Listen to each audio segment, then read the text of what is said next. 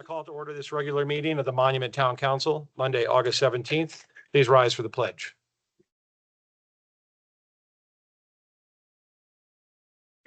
To the flag, the United States of America, and to the republic for which it stands, one nation, under God, indivisible, with liberty and justice for all.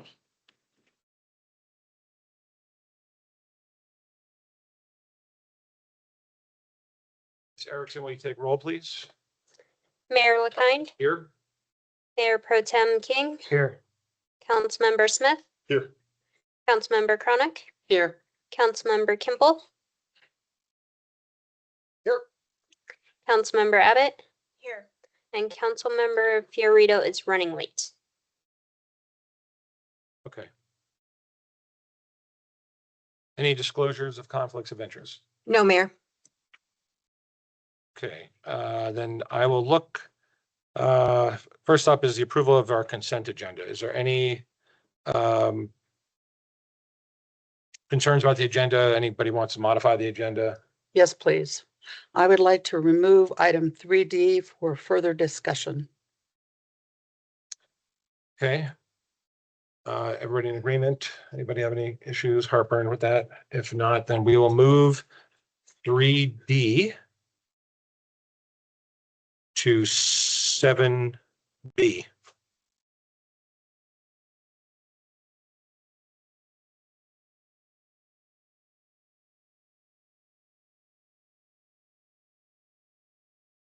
Any other modifications?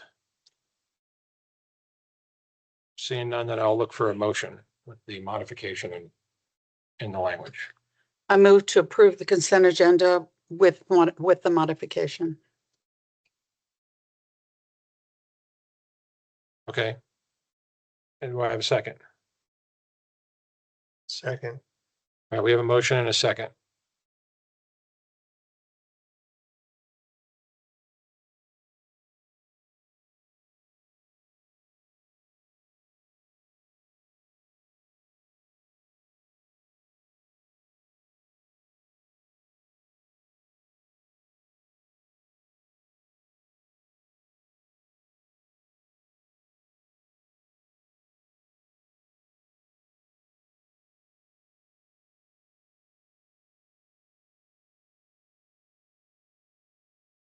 Everybody vote.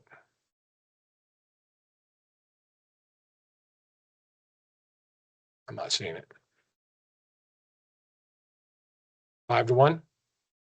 Oh, okay.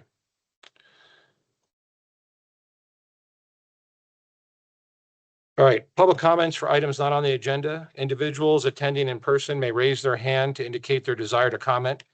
Individuals attending via Teams may raise their hand digitally to comment via connected devices.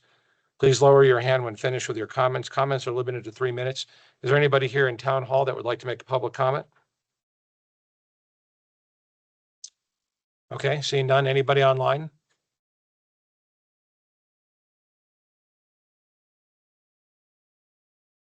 Okay, then we'll close public comment. And our first item up will be ordinance number 15, 2026, which has been continued from August 3rd. Jenna?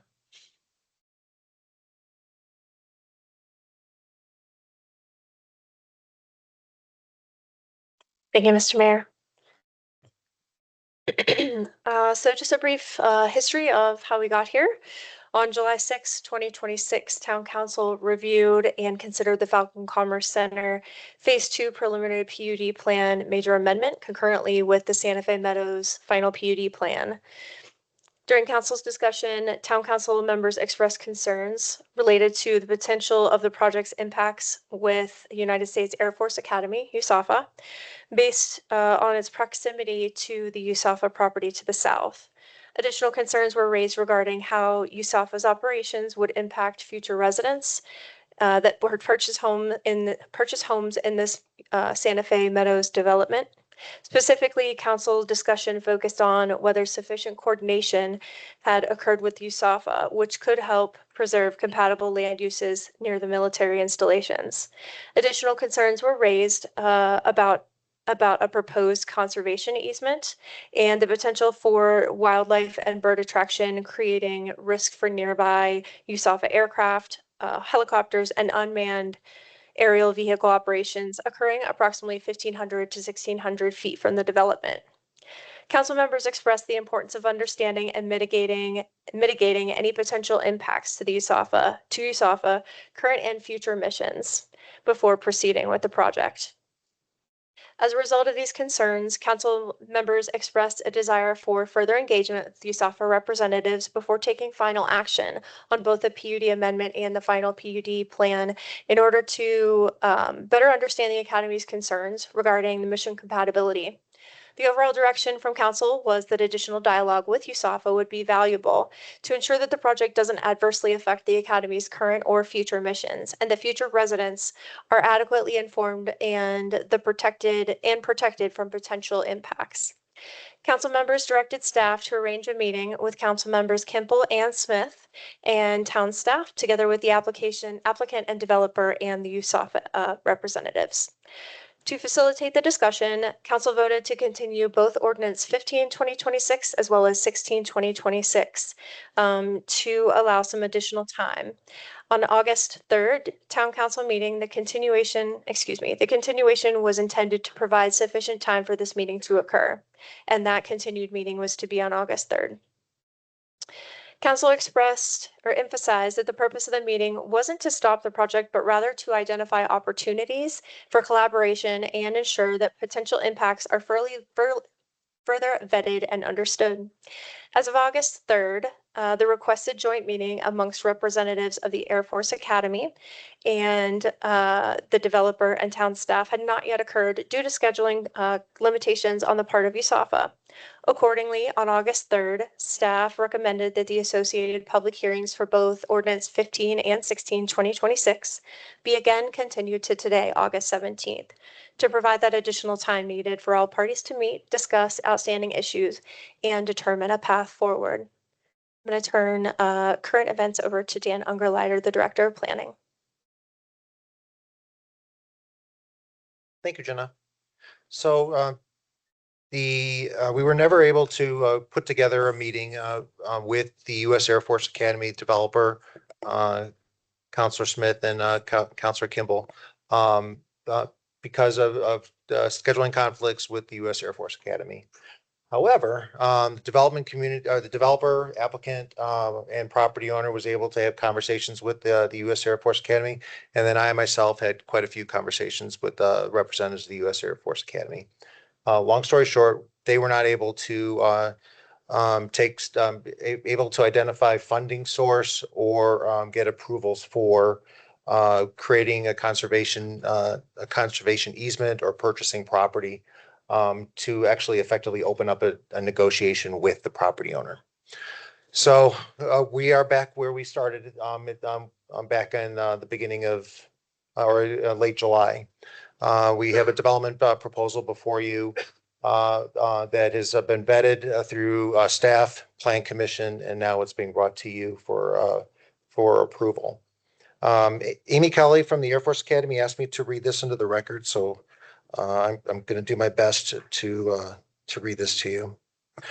Since February 2026, the U.S. Air Force Academy's training tempo in Jacks Valley and Aardvark have significantly increased to support the National Defense Strategy, generating warrior leaders through culminating combat exercises, helicopter operations, parachute drops, and military SUAS flights. The Academy will continue to evolve its training programs in response to the demands of the nation, which could include different or more frequent use of these areas. The proposed development directly borders this active, high-intensity training environment, introducing significant safety infrastructure and operational concerns. Civilian housing can introduce civilian drones that will trigger military counter SUAS or jamming protocols adjacent to residential backyards, while commercial Wi-Fi clutter threatens military drone control frequencies. Proximity to our boundary also increased trespassing risks into active training areas, forcing training to intermittently cease. Additionally, there is concern the stormwater runoff for this project will not be able to be absorbed by the Academy's degrading creeks or degraded creeks, ultimately exacerbating erosion issues near training lands that have already required over $15 million in federal repairs since 2027. Please take these impacts into consideration as you approach your decision on the use of this land. So I'm not going to provide any response to this statement. It's their statement. But I can tell you that we have, again, fully vetted this project to make sure that stormwater is effectively treated or taken care of per our codes and practices. The land use setbacks and open space and other connections have been addressed as well effectively through our staff process and then vetted again at public hearing before the Plan Commission. So I leave that to you. I know that Councilor Smith and Councilor Kimball might have something to report as well, since they were involved with some of the conversations. So if there's any questions, Jen and I are here and available to answer them. So, is there information to report from council members Kimball and Smith that you could share with the council? Not really anything to report, other than, I think we appreciate the effort by staff, in trying to get the parties to come together. Unfortunately, it just didn't work out in the end. So I think that's all she wrote. Okay. Yeah, just one, I think it's unfortunate that, from the get-go, there wasn't a more aggressive reach out, because government doesn't work quick. But there's a lot of concerns on both sides of the fence, so to speak, regarding this. Knowing what the military is doing with drones, and that Aardvark Park with a 4,500-foot runway and what they're going to do, and then next to Jacks Valley, with encroachment issues, and then also potentially, as we discussed, the putting although the houses, the density is lower, it's still concern of mine, especially when you have, if you are going to be they're going to be working drones there. Drones go lost link all the time. It'd be much, not that I would really condone this, but if it was a warehouse, there might not be loss of life, just property. But now you're talking about houses right there, and then the other issues with jamming and the kids jumping the fence and that kind of thing. So those are some of the concerns that we shared with the Air Force Academy. They addressed some of those things. But with the timeline that they were given, again, the government doesn't work quick, so they couldn't come up with the review to try to potentially offer payment for that property and create a natural buffer from what they're going to be doing and the operations that are going to increase over in that area in the future. Everyone knows, and I am well versed and well aware of this, that drones are the way of the future for the military, and they're going to increase operations there up at USAFA. So that's what I have to say for now. Okay. As I recall, the council did not open public hearing on this item. I think it started before I was out. So we do need to, yes. What I forgot to mention is that at the end of this process, the planning department did agree with the U.S. Air Force Academy to work with Land Trust and Palmer Conservation to do future planning for other properties that might be adjacent to the Air Force Academy, to consider other potential conservation easements or conservation activities that might prevent something like this from happening in the future. But we agreed that in this case, we're too far down this path, and that this project would be well, I'm not going to say acceptable, but this project is going where it's going, so. I just want to make sure I added that because there is a positive to the end of this is that we do have a relationship to move forward and determine other ways to work with the U.S. Air Force Academy. Thank you. Anyway, public hearing. Good to open it up. Okay. So this is a public hearing item. With that, we are going to open testimony up for the public to speak either for or against this ordinance. Is there anybody here in town hall that would like to speak? Okay, seeing none. Anybody online? See no hands raised, Mayor. Okay. Then we will close public hearing item. Do you have more to add?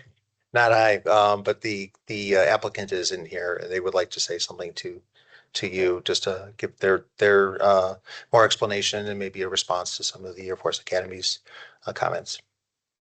Sure. Thanks. Can we get a copy? Well, that'll be the copy of the statement will be added. Yeah. Okay. Well, Mayor and Council, my name's Tom Blanc. I'm with CP Real Estate Capital, and I represent the property owners of Falcon Commerce Center. They've owned it for about 35 years now, I believe. So thanks again for the opportunity to present and talk tonight. I just want to say a few quick points. First off, if we get approval tonight, we're nearing completion of Falcon Commerce Center. We'll have about 12% of the land area left, so that's exciting. I believe it was a few years ago when the plat was being approved for the extension of Terrazzo Drive that Councilman King and some other councilors at the time had asked us to try to consider other alternatives for the south 43 acres other than the 500 units of multifamily and the 205,000 square feet of industrial that were approved at that time.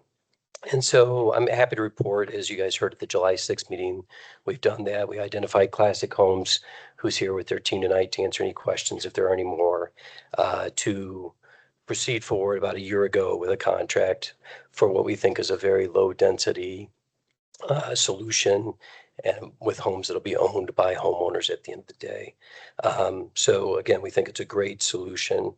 We understand that the Air Force had expressed some further concerns. I think our team collectively has done a nice job of addressing all of those as best we could. And so the team will speak a little bit more specifically about that tonight. But with regard to the statement that was read from the Air Force Academy, I think it's important that I say a couple things. One is that I think we all respect and value what the Air Force does. It's a critical mission. And I think our team, again, has done a really nice job of engaging with them to try to solve as much of the problems as they can reasonably. On the stormwater topic, we think it's important that we hold ourselves to the same rules that the Air Force Academy does, and we do that. We meet the same standards they do if they have to develop the Air Force Academy Visitor Center or their future office buildings or the Hotel Polaris. So we know that we've checked that box. From a security perspective, that was the second item that they mentioned, or trespassing concerns. It's a legitimate concern. I completely understand that.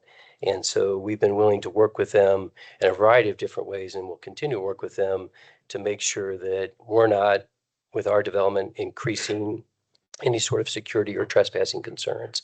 I mean, at the end of the day, the visitor center is supposed to have 1 million visitors a year. That sort of thing has real impact on potential for that. So, but we don't take it lightly is the point. And the third topic is about the drones, and I'll turn that over to Steve Schlosser with Classic Homes, if he can say a few words as well. And again, our team's here to answer any questions. So thank you for the time. Steve?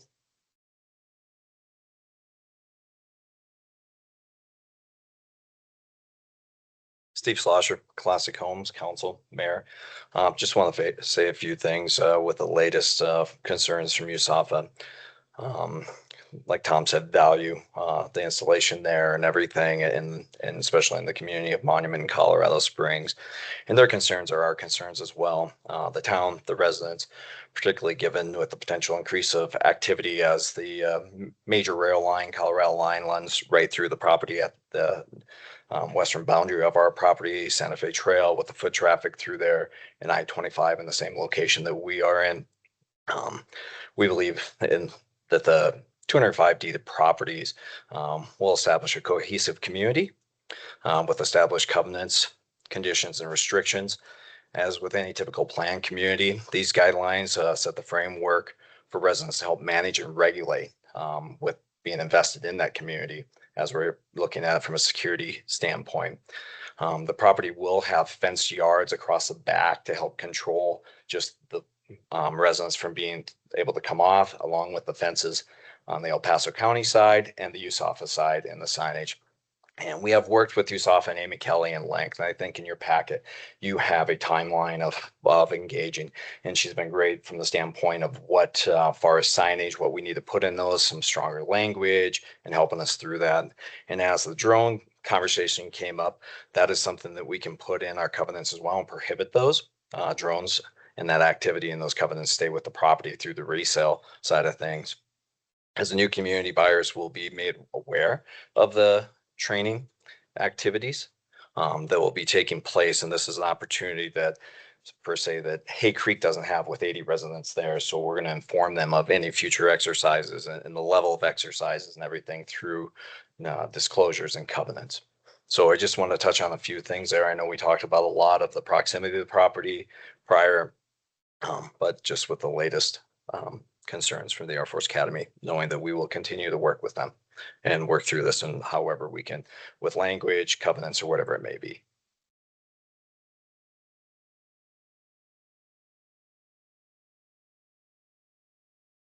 Since you brought up drones, I have to ask the question because I know, Ken,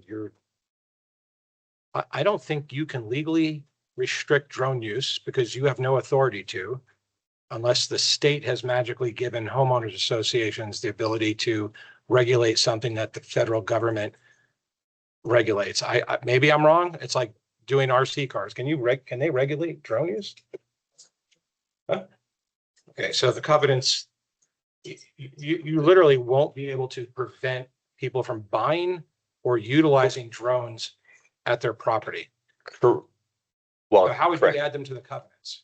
With checking with our council today, if there is guidelines and regulations that USAFA has in place and laws, we can put that in the language.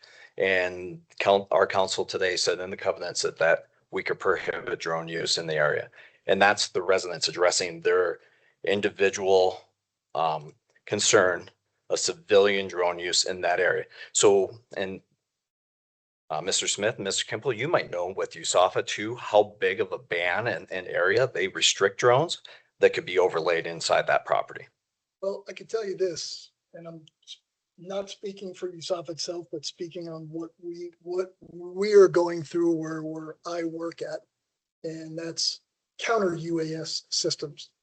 That there is a buffer, and there's a campaign that's going on to advise people that if you're going to fly a drone, and every drone is supposed to be that's flown, is supposed to have an identification tag on it.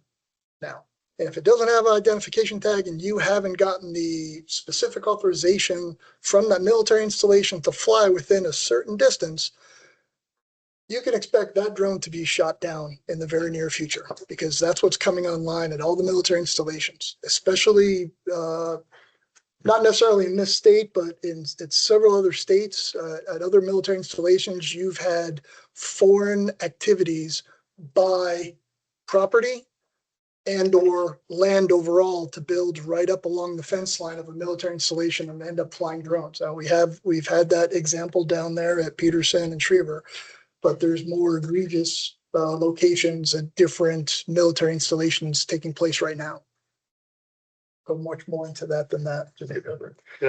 I also had a Part 107 drone license too, so I was an insurance adjuster for a long time, and I let it expire a couple of years back. But I can tell you that when I had my drone, commercial drone, that I could not fly my drone in Monument because we're too close to restricted airspace. Now there's ways around that. I know there's ways around that now, but I think that part of town may be within Class D. If it's within Class D, they have to get permission from the tower.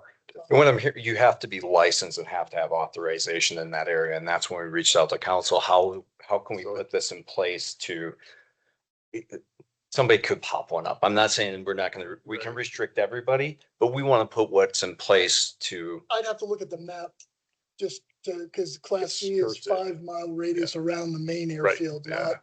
However, there's another problem with Aardvark. It's still restricted. Yeah, but there's a Polaris still bigger problem at Aardvark with it through the Department of Defense and the FAA regulations. The AQ study, the Air Installation Compatibility Use Zone study reflects the problem that is with the property right up against the Air Force property. And the APZ, the Accident Potential Zone 1 and 2 is in this property. Yes, yeah. That's my concerns. And then when you go Lost Link, which I could say we just had one today. When they go Lost Link, you don't know where that drone's going. Fortunately, it landed just on our boundary of our installation. However, it was heading towards outside that parameter. So I mean, those are my concerns, and that's what you have to follow is those rules and regulations. Thanks, Steve. Okay, any other? Just really quickly, Andrea Barlow with NES. We gave our full presentation last time. We're not proposing to do that again, but if there's any questions relating to the project generally, as opposed to the specific Air Force Academy concerns, we're happy to answer them. So just remember that we do have a presentation where we had more information if you need to refer back to that. Thank you. Thank you. Okay, so we went through the public hearing. Is there any other questions or comments from the council on this particular ordinance? Yeah, just a couple. I shared this with Madeline last week when we met. Probably last month, I think they were doing an exercise. I think it was last month at Jacks Valley, about 2-3 in the morning. I know this because it woke me up. I don't know if you heard it. It woke everybody up. Yeah. Pop and smoke. So yeah. So we're in Promontory Point, fairly distant. I have a clear line of sight, but I'm still fairly distant. It it gave Anne-Marie and I some flashbacks to when we were in Iraq and Afghanistan. So that tells you that it was pretty loud enough for us to wake up. It was, I mean, it was impressive from my standpoint, and I'm used to it. But for those folks that are going to live 1,000, we said with 1,000 mile from that location, they're gonna enjoy it. And that's really ultimately my concern here is that probably the first year it'll be a novelty thing and cool. Second year, yeah, all right. Third year, you're going to start seeing and hearing complaints. And that's ultimately my concern, is that you can warn people all you want until they experience it for the first time, especially, no bad intention here, but civilians who've never experienced this, especially at 3 in the morning, it's going to be quite the experience. And ultimately, that's my concern is that our staff, are going to bear the brunt of the complaints, and it's going to be a function of "I told you so." And so I'm honestly on the fence on this one because of the proximity to military operations. I made the analogy last time that when I was at Fort Bragg, we were at Fort Bragg. We knew that, and not just because we were military, but we knew that where we were going to live, we were going to be close to the artillery training sites, and so. But again, being military, we were expecting that. So we knew what was coming. I don't know that civilians, you can tell them, hey, it's going to be loud at 3 in the morning and they're going to use artillery simulators. Anybody raise their hands? What do you know what an artillery simulator sounds like? Please don't answer. They're loud and they're designed to be loud. And that's my concern is you're going to have civilians buying these homes. They're going to get the warning, cool, whatever. How loud could it really get? And then the first exercise at Jacks Valley happens and it's going to be, it's going to be entertaining. So ultimately my concern is the folks that are going to end up buying those homes, and then the increased workload on our staff that are going to end up handling all the complaints and the all the angry phone calls and emails. And never mind the drones and everything else. So I'm very concerned about this this development and how close it is to Jacks Valley and to the Air Force Academy. And what I really don't want is for this development to then have second and third order effects on USAFA training, to where now they have to go to, I don't know, Fort Carson because of the complaints, and they have to move their training to Fort Carson. Which is a real possibility because I've seen it in the past. So I want to say that on record, if you will, that I'm significantly concerned with this development. That's all I have. Anybody else? Yes, I have 3 concerns. The first one is the minute you say HOA, people break HOA rules all the time. So that to me just doesn't hold a whole lot of water, and it's not really that effective, and it doesn't sway me. Secondly, I hear what you're saying, Councilman Fioretto, and I agree with it completely. More importantly, the third point is what Councilmember Kimple said. We all know government doesn't move, it moves at a snail's pace. And when you're looking at developing a property that's going to be adjacent to, then the effort should have been made on a continuing basis to make sure that USAFA was involved every step of the way and that everything was addressed. And so I think you know where I stand. Thanks. I have a quick comment. I am not on the fence. I am not for this at all. I appreciate the time you guys put in. I have a list of complaints, mostly from what Council Member Fiorito said. I have worked on Schriever Air Force Space Force Base. I've worked off and on Peterson. There's a reason these places are isolated.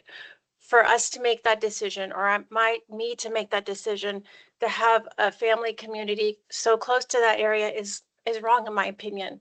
So that's where I stand. Thank you. All right, I have a couple comments. So this is the Air Force's most active runway they have. It does more sorties than any other runway in the entire Air Force. And to put something in alignment with the ability to impede its mission, that's a non-starter for me. I agree with my council members up here with their concerns. And I just have to get on record, and I apologize the way this is going to come out. There's no nice way to say that. This is the second time that this applicant has gone and tried to get a residential neighborhood established near an Air Force base. And it was called out pretty heavily by representatives of the Air Force, where they gave an hour-plus long speech to the PPACG about the 5,000 homes going up near Schriever. For someone who claims they're going to that you're pro Air Force, it sure to me does not have that optic. We should not be putting residents, especially one where there's the potential to harm the 12 miles of Monument Creek and the erosion and all the money that's been spent on it, and that they continue to spend, and that Colorado Springs got sued over. I'm not about to move Monument closer, the needle closer to us being sued over any type of erosion control in the creek. So I didn't get to see the full presentation. I did go through it. And I do appreciate the reduced density. I really do. I think it's a fabulous looking project, but I don't think residential should go anywhere near this. And I think council made a mistake by approving the modification to the zoning originally and not just leaving it industrial. So that's my take. So just one last thing from me. I think I appreciated going through the process, and I would just remind everyone that the applicant has an existing use already on this property. And that use is for high density apartments. I like this project a lot better. I think given that they already, I think this would be better than apartments is where I'm at. So that's how I feel. I mean, I do appreciate the reduction and the project overall. My other concerns are the drainage factors that were mentioned, but also something else is evacuation. Because you're gonna have to travel all the way back up to Baptist to get onto I-25, and you're gonna have to that residential area, that's a little bit of a trip to get through and navigate potential 18-wheelers, the truck stops, and then Forest Lakes and everyone else trying to get out as well. That's just something else that's on my mind and I always look at that about the roadways and the potential of how people are going to evacuate. I'm really on the when I bring up about the UAS and counter UAS, operate the Jacks Valley and operating at Aardvark, and what I know they have planned, what they shared with us with the USAFA meeting, with their expansion plans and operations that are actually operations. What they're going to be using that runway, that 4,500-foot runway for in the very near future really concerns me. So. Well, I had really hoped that USAFA could have been here. I understand that it's difficult for them to do these types of presentations because they're restricted legally by no risk military attorneys.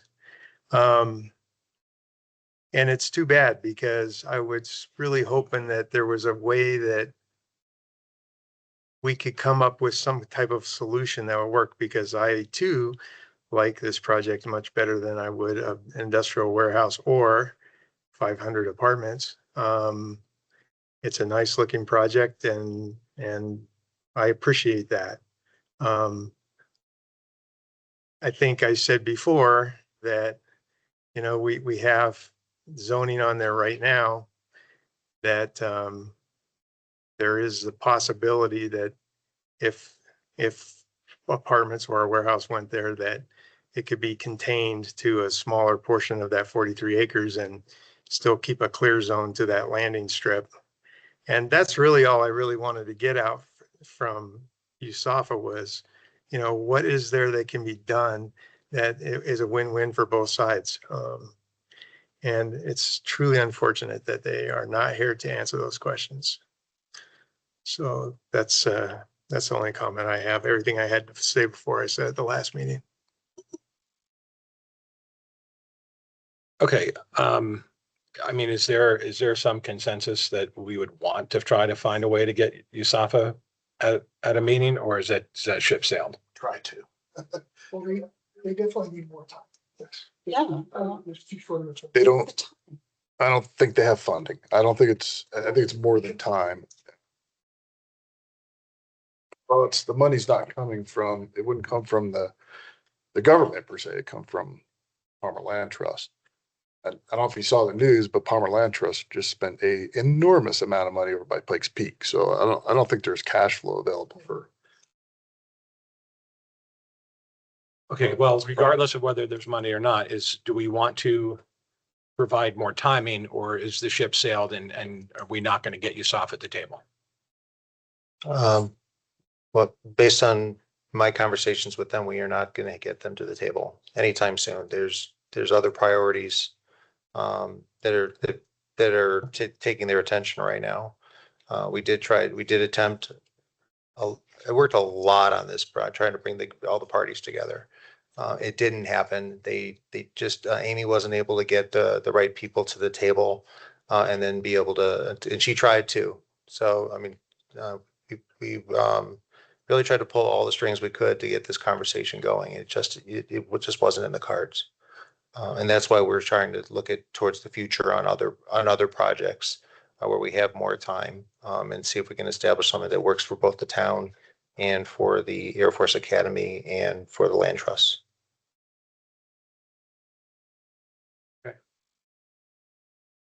Well, there's nothing else then. Sure. Two things, Councilman Cronin, your comment about engaging the Air Force Academy. It was a different council at the time, right? But we did fully engage them when we went through in 2020 the preliminary PUD, and they had opportunity to buy all the land if they wanted at the time, and they just have never expressed that level of interest. So it's not for a lack of effort that we didn't engage the Air Force Academy. And Councilman Kemple on the fire, we did address that the last time, and we actually had a nice case in point where the infrastructure we did put in there so far helped prevent a wildfire that we had been started. Somebody threw a cigarette out the window about a month ago, and we know that we got positive feedback from the Monument Fire District for having that infrastructure there. And I know they've been supportive of the actual development itself because it acts as a buffer. Steve can probably speak more particularly to that, but it does act as a buffer and a break zone for those fires. So, thank you. Okay, well, we've gone through all the procedural things necessary. So the next thing is there going to be a motion for approval or denial of this ordinance that's been continued? A question regarding that. Regarding procedure? Yeah, the process of the motion. And this is really for Ashley. What happens if the motion does not pass? In other words, if the development is turned down, does that kill it, or does that give the developer an opportunity to reattack at a later date? Like what happens? This is probably something we should discuss privately. Okay, got it. Okay. Fair enough.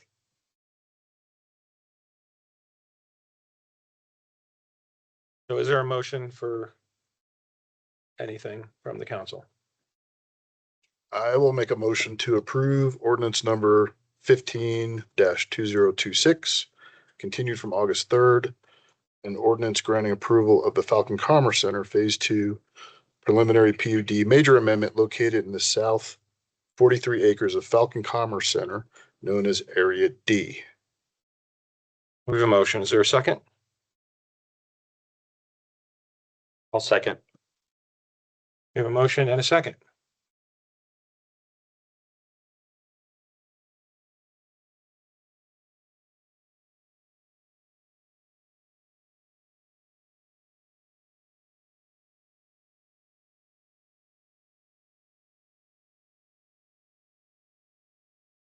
That motion fails 6-1.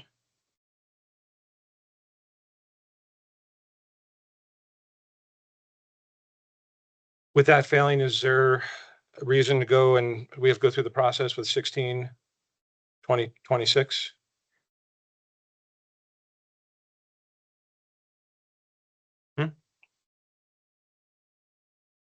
Okay. All right, so then ordinance 16, 2026, which will also was continued from August 3rd. Jenna, or will that be Dan? Sorry, Mayor, it's the same presentation. Same presentation, okay. So we'll open the public hearing. Is there anybody from the public that would like to speak for or against this ordinance? Seeing none, Will, is there anybody online?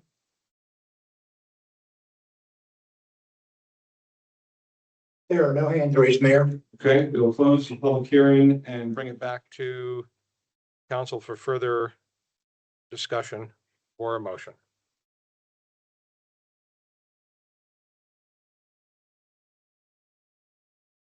Any discussion from council?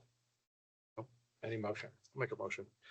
Make a motion to approve ordinance number 16-2026, continued from August 3rd, an ordinance granting approval as Santa Fe Meadows final planned unit development located in the south 43 acres of Falcon Commerce Center known as Area D. We have a motion. We have a second? Second. We have a motion and a second.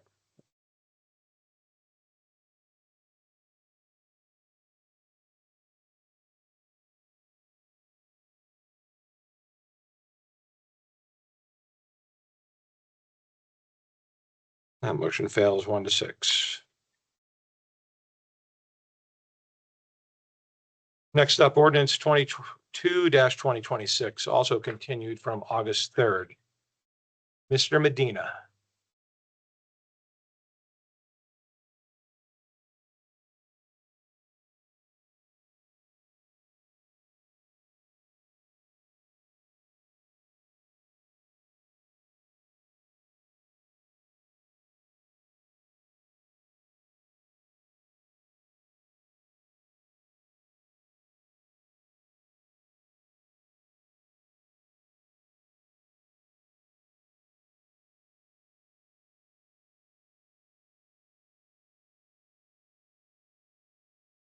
All right, one moment for us to get that. Oh, it's up. Awesome. Hello, council members. Thanks for having me this evening. I'm going to be going over the Connexus Lot 1 filing number 2 project final PUD plan, also better known as Hill Point. See if our clicker is working. There we go. So the applicant, Hill Point LLC, represented by Jason Alwine of NES Colorado, is requesting approval of a final planned unit development for Connexus Lot 1 Filing 2. This request pertains to the development of Lot 1 within Connexus Phases 2 and 3, the preliminary PUD plan. The proposed project encompasses a 19.1 acre parcel designated for high-density residential use, with an allowed density range of 12 to 20.89 dwelling units per acre, permitting a maximum of 399 units. The applicant is proposing a total of 354 residential units, consisting of 312 apartment units and 42 townhome style units. Pursuant to Chapter 18 of our Land Development Code, Section 1801-260D, public notice was conducted at least 15 days prior to this public hearing by mail and property posting.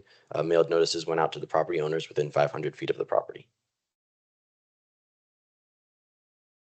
So this subject property has some surrounding zoning and land uses included.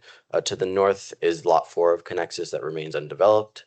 To the south is the Tract B of Connexus, which is intended for stormwater management. To the east is the I-25 corridor. And to the west is Lot 2 of Connexus, the approved Meritage single-family housing that was approved earlier this year. Part of our comprehensive plan, the 2017 Town and Monument Comprehensive Plan designates the Connexus Phases 2 and 3 area, including Lot 1 as business campus. This land use category is primarily intended to support employment generating uses such as office, research, and light commercial development, with residential uses envisioned only as a complementary component that helps to create a balanced master planned environment. So while the proposed multifamily and townhome development is not the central use anticipated within the business campus designation, it is consistent with the plan's broader objective of integrating housing opportunities within proximity to future employment areas to reduce commute distances and a more complete community. Project details, specifically location and plat history. So the Connexus Phase 2 and 3 development has a well-established history of land use entitlements and coordinated planning approvals. The property was first rezoned from Regency Park PID, Planned Industrial Development, to Planned Development PD on September 8th, 2020 through the Town of Monument Ordinance 20-2020. This rezoning, along with the associated sketch plan, established a broad framework of permitted industrial, commercial, office, civic, and residential uses for the property. A subsequent preliminary planned unit development, or PUD, plan for Connexus Phases 2 and 3 was approved on February 22nd, 2022 by Resolution 11-2022 and recorded on June 29th, 2022. A final plat for Connexus Filing Number 2 encompassing the entirety of Connexus Phases 2 and 3 area was recorded on September 15th, 2022. This plat established the legal lots and tracts for the development in a manner consistent with the approved preliminary PUD plan. This current request for approval of the final planned unit development for Connexus Lot 1 Filing 2 represents the next step in implementing the land use vision and development framework established through these prior entitlements. The Connexus Lot 1 Filing 2 final planned unit development proposes the construction of a high-density residential community on 19.06 acres within the approved Connexus Phases 2 and 3 development. Building setbacks for the development comply with the standards established in the approved PUD and include a 25-foot setback along the Old Denver Road to the west, a 50-foot setback along the I-25 corridor to the east, and a 25-foot setback along the northern property line. No applicable setback requirement along the southern boundary due to the presence of Tract B.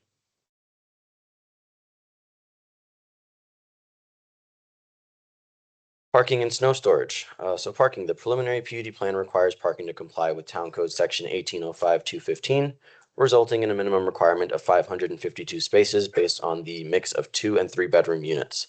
The final PUD plan significantly exceeds this requirement by providing a total of 727 parking spaces distributed across a variety of parking types, including 457 standard surface parking, 22 ADA spaces, 74 garage spaces with 2 ADA accessible garage spaces, 84 townhome driveway spaces, and 84 townhome garage spaces. The combination of surface, garage, and driveway parking ensures an adequate capacity for residents and visitors while supporting the functional needs of the multifamily and townhome components of the development. Snow storage requirements for the land development have been fully satisfied. In accordance with Land Development Code Section 1805-245-10, 1 square foot of snow storage is required for every 3 square feet of parking, driveway, walkway, and loading area to be cleared. The applicant has provided a detailed snow storage calculation chart on the cover sheet of their final PUD, demonstrating compliance with these standards. Adequate snow storage areas are incorporated throughout the site to ensure safe and effective winter operations. Moving forward to landscaping, the landscape design for Connexus Lot 1 Filing 2 has been developed to meet the requirements of the approved preliminary PUD plan while supporting the community's goals for high-quality, visually cohesive, and sustainable residential environments. The preliminary PUD plan established required building landscape setbacks along I-25, Old Denver Road, and the internal lot lines, all of which are reflected on the submitted final PUD plan and landscape plan. The required 15-foot landscape buffer along the northern boundary is incorporated into the final PUD plan and includes 1 evergreen tree per 25 linear feet, resulting in a total of 24 evergreen trees. These plantings provide year-round screening, soften views between residential and industrial uses, and enhance the visual transition between land uses. All setback, landscape, and buffer requirements are illustrated on the submitted plans.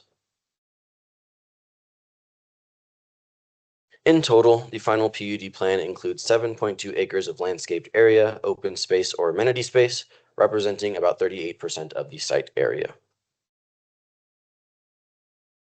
Landscape maintenance responsibilities are divided between the Connexus Metropolitan District and the owner of Lot 1. The landscaped area between the curb and sidewalk along Old Denver Road will be maintained by the Metropolitan District, ensuring consistent care along this public corridor. All internal landscaping, including open space, amenity areas, and buffer plantings, will be maintained by the Lot 1 property owner. The Connexus Phases 2 and 3 PUD established architectural and design standards intended to ensure high quality, cohesive development throughout the project area. These standards prohibit the use of metal buildings for principal structures, although metal may be used for accessory buildings. The PUD also requires that outdoor storage areas, loading docks, and trash enclosures be fully screened through opaque structures and or enhanced landscaping. Design standards further require variety in architectural character across buildings while maintaining a consistent overall theme. Flat roof buildings must incorporate varied parapet heights or design elements to avoid uniform roof lines. All outdoor lighting must comply with sections 1805-320 and 1805-330 of the town's municipal code. And parking lot lighting is limited to a maximum mounting height of 30 feet. Excuse me. The architectural elevations included in the final PUD plan demonstrate full compliance with these standards. All rooftop mechanical equipment will be fully screened from view. All signage for the development shall comply with the standards outlined in Chapter 1806 of the town's municipal code as amended. The planning director is authorized to grant minor modifications of up to 20% to any applicable sign standard, subject to the approval criteria in Section 1806-220B of the municipal code. All signs will require the submittal of a separate sign permit application to the planning department for review and approval. The Connexus property owner will be responsible for the long-term maintenance of all entry signs. Traffic analysis and final drainage. So the traffic technical memorandum by LSC Transportation Consultants evaluates the transportation impacts of the proposed 354 unit Connexus Lot 1 development, analyzing roadway conditions, traffic volumes, access, and multimodal factors along the realigned Old Denver Road. The project is estimated to generate about 2,214 average weekday trips, 475 fewer than previously projected, while incorporating future traffic growth and nearby developments. Overall, the analysis confirms that the roadway network can accommodate the development, aligns with the conservative assumptions of the 2022 Master Traffic Impact Study, and supports safe, efficient operations with conclusions validated by the town's engineering consultant, IMEG. The final drainage report for Connexus Lot 1 documents the hydrologic and hydraulic design used to safely convey and manage stormwater in compliance with El Paso County and Mile High Flood District criteria, based on the approved master final drainage report.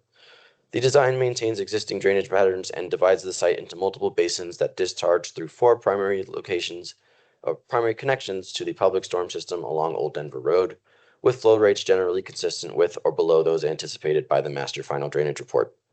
Stormwater is conveyed through a combination of underground pipes, swales, and overland flow, with emergency overflow directed southwest towards the detention facility.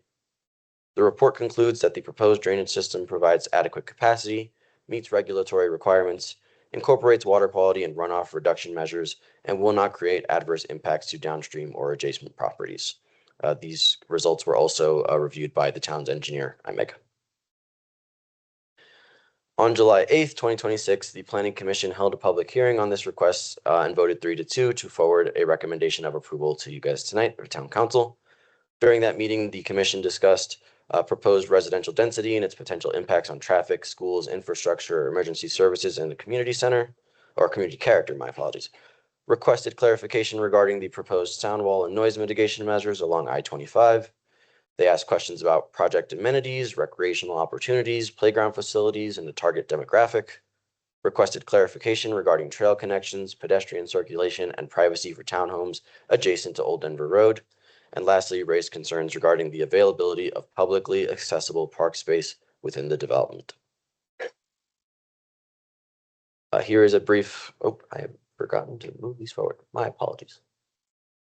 Here are our criteria for review in the planning department based off of Chapter 1803-460, 1 through 10 being our standards for review. Staff has provided a list of possible actions for council tonight, that being approving the application as presented, approving with conditions, remanding the application back to Planning Commission to work through any items noted in this evening, and or to deny the application. And lastly, staff has provided language for a suggested motion. This concludes my presentation. I do believe the applicant is also prepared to come up and present something to you as well, and we are available for any questions. Back to slides. Can you go back 3 slides? Is this where you wanted or one more?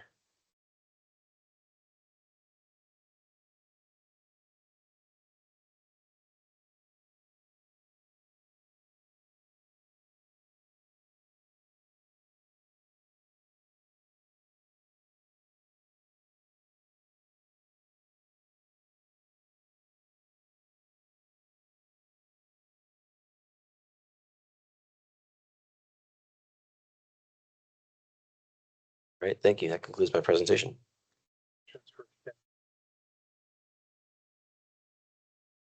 I believe so. Is it clicker? You.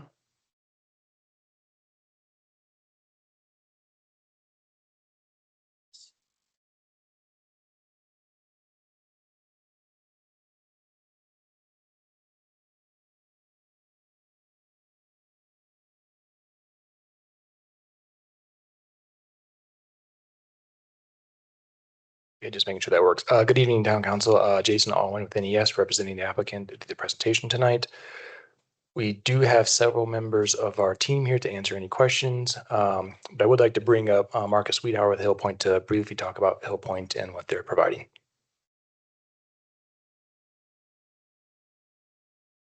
Good evening, Marcus Wiedhauer with Hill Point. I get to talk about who we are all over the country. We are the #1 developer of workforce housing in the country. We believe that home ownership has the ability to get home ownership is slipping further and further away for people. We corner the market in delivering attainable, high quality housing across the country for people to come home with some dignity, be able to save some money to obtain home ownership. We do this for the essential workers. Gone are the days of knowing where your teacher lives, the people that serve your community daily, the police officers, the firefighters. These are the people that we want to house, and we do it very well and provide them quality housing. Bread and butter product we do is a 2-bedroom, 2-bath, dual master. That's what you'll see in the apartment style. We do have the townhouses here, which are 3-bedroom. These are all Class A. I love talking about how our amenity package is expanded to dog parks and even pet spas so they can wash their dogs in our facilities and not wrestle them into their own showers. But I will be glad to answer any questions. I love to talk about Hill Point, but I will not belabor it tonight. But I'll be here for any questions. Thank you. Excuse me. So I'll start with a little bit of area context, maybe.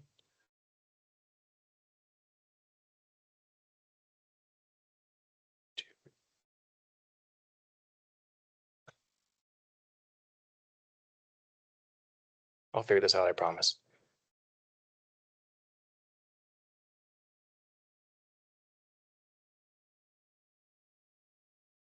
Okay, here, it does work. I wasn't patient enough. I apologize. I'll learn that eventually here after a slide, like 37.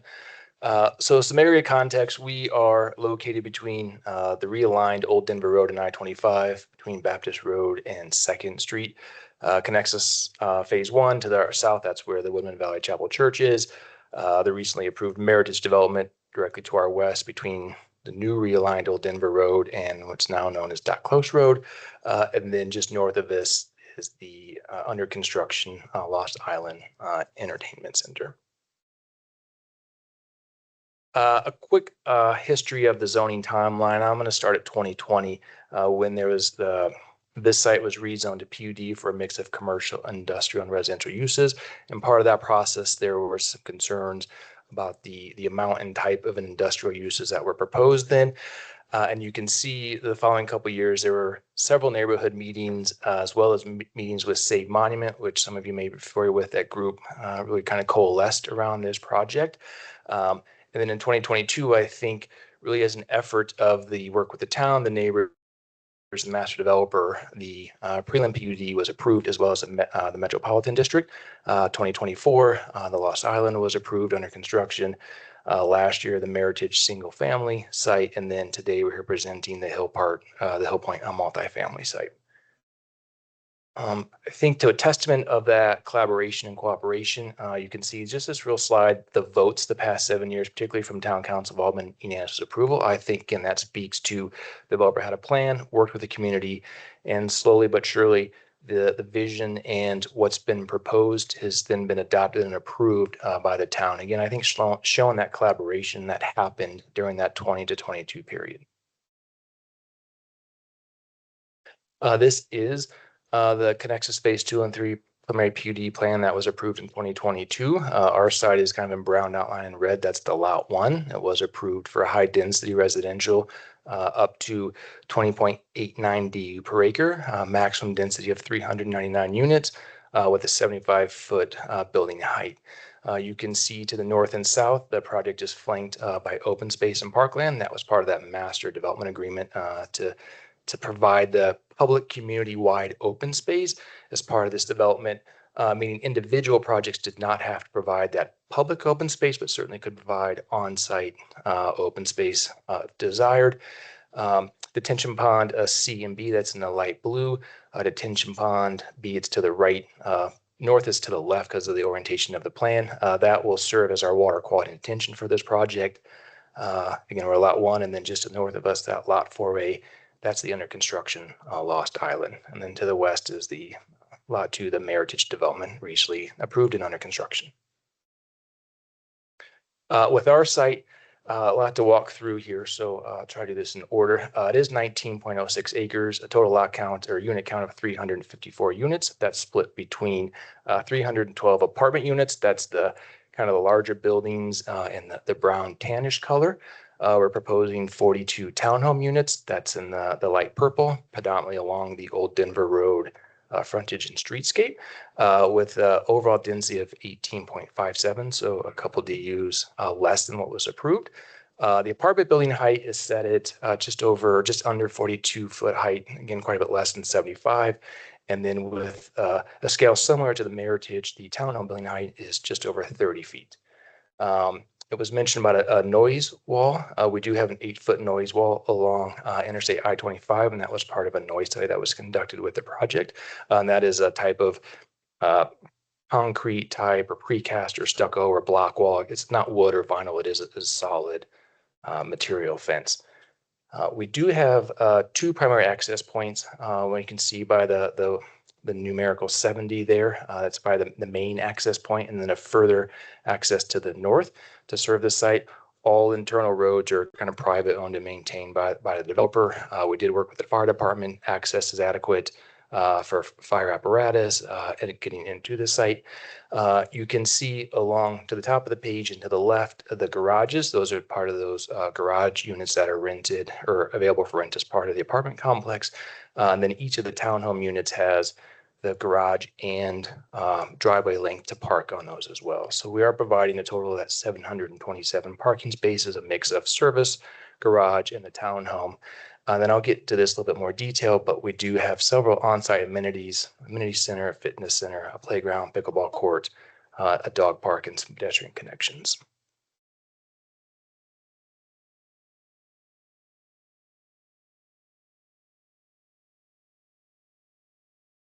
Is there an 8-foot sound wall around the pickleball court? There is not, but it is surrounded by some buildings, so that might help. It's just one. Correct. It's just one pickleball court. Correct. I was looking at how it was laid out, and there's other housing to the west of it as well. Correct. As part of this site. Existing residents probably won't hear too much. It'd be the people who've been there. That's correct. But it's also cross street, so if they want to get a quick match in, they can. So we can use it?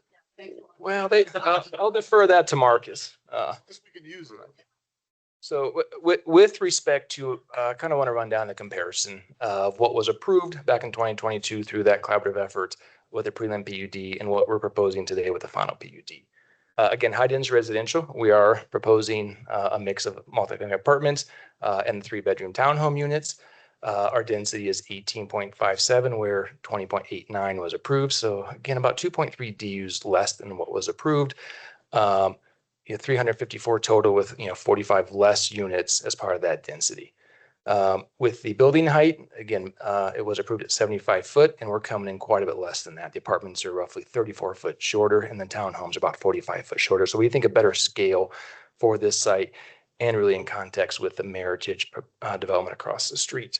The building and landscape setbacks remain as approved with, as Ray mentioned, the landscaping around the perimeter, those setbacks. Then parking, as required, it's 552 spaces based on the bedroom account. We're providing 727 spaces.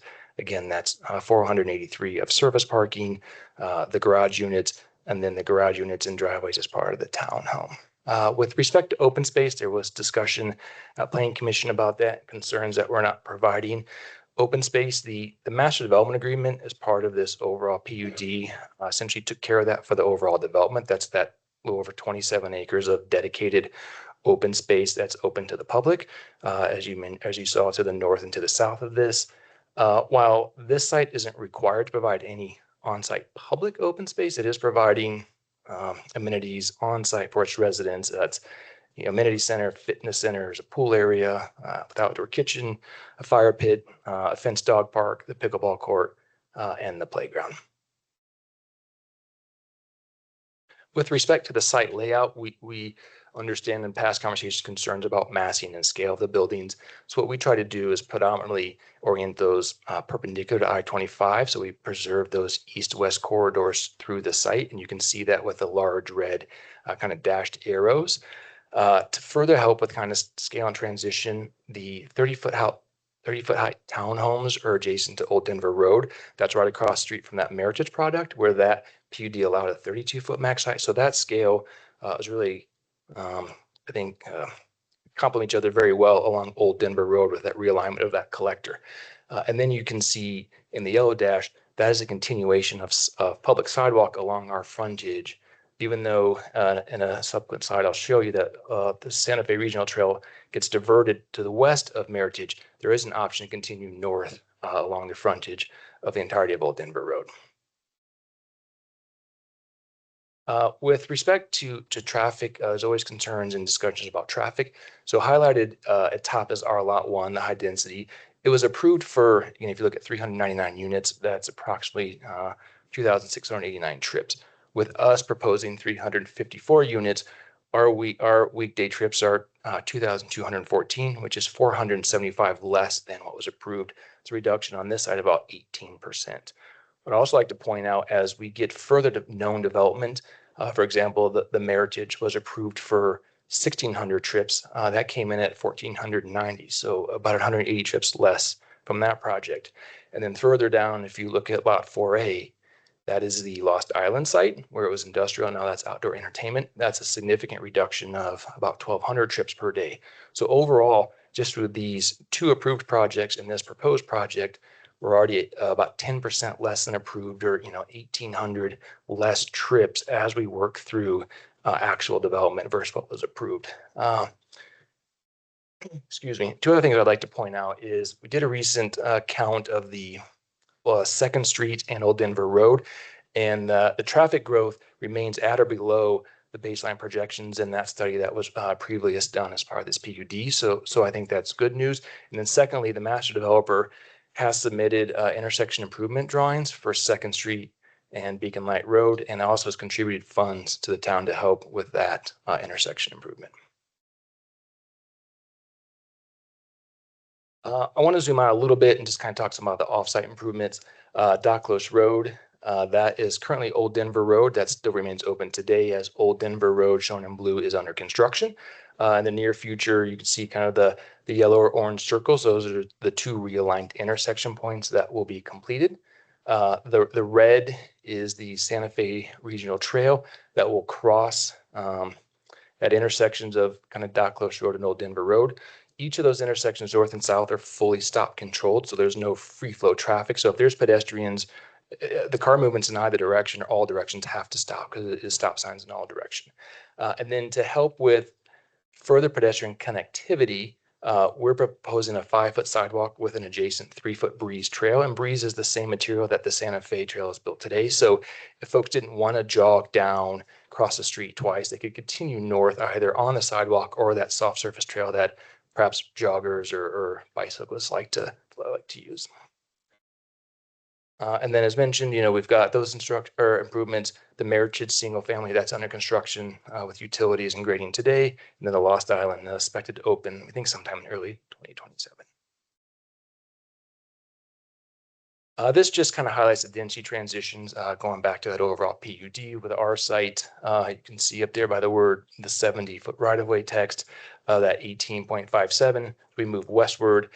the Meritage was just under 7 DU per acre, and then that transitions, further with a variety of densities, 3 DUs per acre, 6 DUs per acre, and some of the existing residents to our west. So we have this slide just to show that we're consistent with what was approved on the PUD, as well as that higher density up against the interstate, transition to kind of a medium density with Meritage, and then into the existing residents that are there today.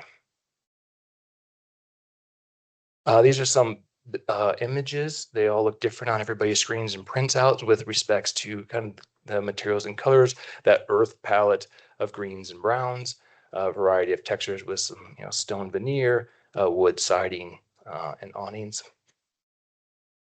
Here's the larger of the apartment buildings, how that looks. This is the townhome rendering that kind of faces inward. You can see the garages and the front doors and the driveways here.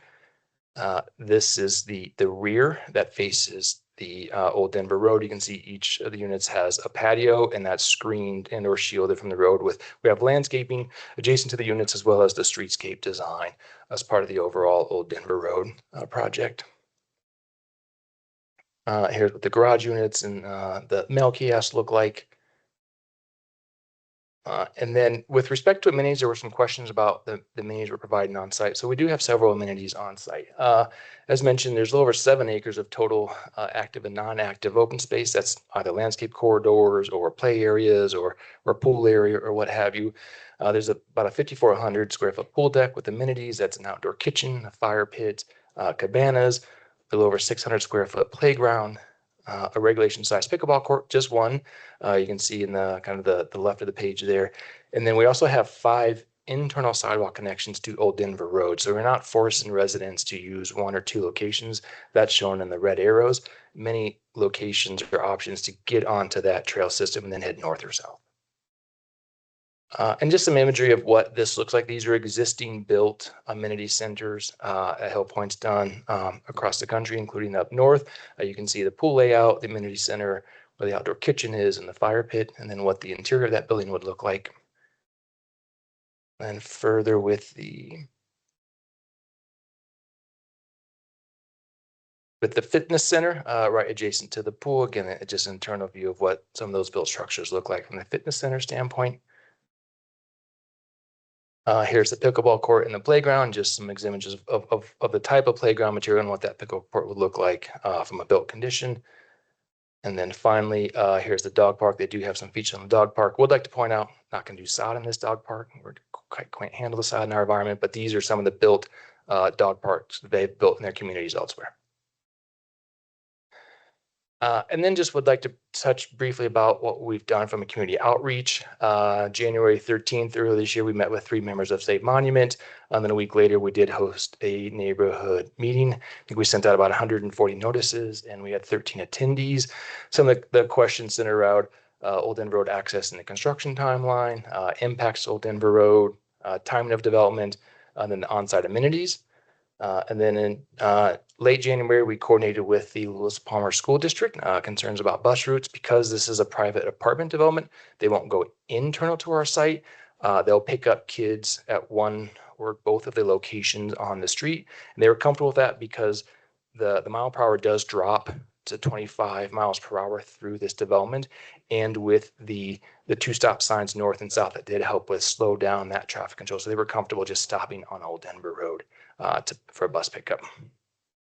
And then on February 11th, we did do an informal presentation to Planning Commission back in February. And then finally, the final PUD review criterions or criteria compliance. Are we consistent with the prelim PUD? We believe so. The multifamily use is consistent. The density is consistent, 354 units versus the approved 399. Do we have adequate access and circulation? We have 2 points into the site, and we did work with the fire department, as I mentioned, to show that we meet the fire access and apparatus and they can get to each of the buildings. And then as shown, we have several points of connection, that pedestrian internal to external sidewalk. Functional parks and open space. Well, again, not required to do that public park. We do have several amenities on site for the residents. And then the overall development has that public open space to the north and to the south. Variety of development and housing types. We did do that. It's not all apartments, not all townhomes. It is a mix of apartments and townhomes. I think that variety and that scale along with the Old Denver Road matches the Meritage development. Is there privacy for individuals and families and neighbors? Yes, every unit has their own private patio and balcony that they can utilize, plus some of the on-site amenities that are for the residents. Is the building design of quality architecture? We believe it is. It has quality materials such as the stone veneer, lap siding, panel siding, synthetic, wood siding, board and batten, and the color material is that earth tones, with the browns and the greens. And then quality landscape plan, it does meet the town code as well as the recently adopted WRC, kind of that fire resiliency. Adequate off-street parking, as demonstrated, we have 727 spaces, a variety of different uses from garages, asphalt surface parking, and then driveway parking. And then does it fit with the surrounding use patterns? And we think it does. It's that transition from I-25 busy corridor, apartment buildings, townhomes, and then you have the Meritage site, and then the existing residents to our west. And with that, I'm happy to answer any questions. Questions? Yes, a clarification, if you will. Leave this slide up. Let's talk about school buses. Are you saying that the Old Denver Road, the major collector, that's where they're going to stop? Correct. No, or have there been conversations on which direction the buses are going to pick the kids up? The bus is going to come up going north, or are they going to be going south? Because there's a big difference if the kids have to walk in front or behind the bus to get on and off. They already moved from south to north. I think that's right, south to north. Yeah, that's already existing. Yeah, then they go around. Because there's going to be different grade levels, obviously. That's why I'm just asking if that flow of bus traffic has been talked about, so we don't have kids. Because there is a problem in Monument with folks that will go around a bus that stopped and has the sign out.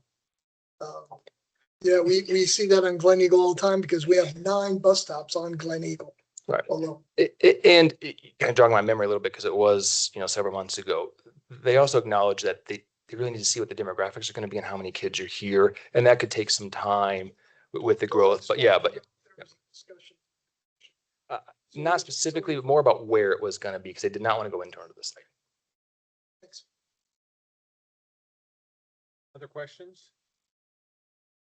I have a couple. First of all, the rendering that you showed for the back of the townhomes is considerably different than the rendering on the final PUD.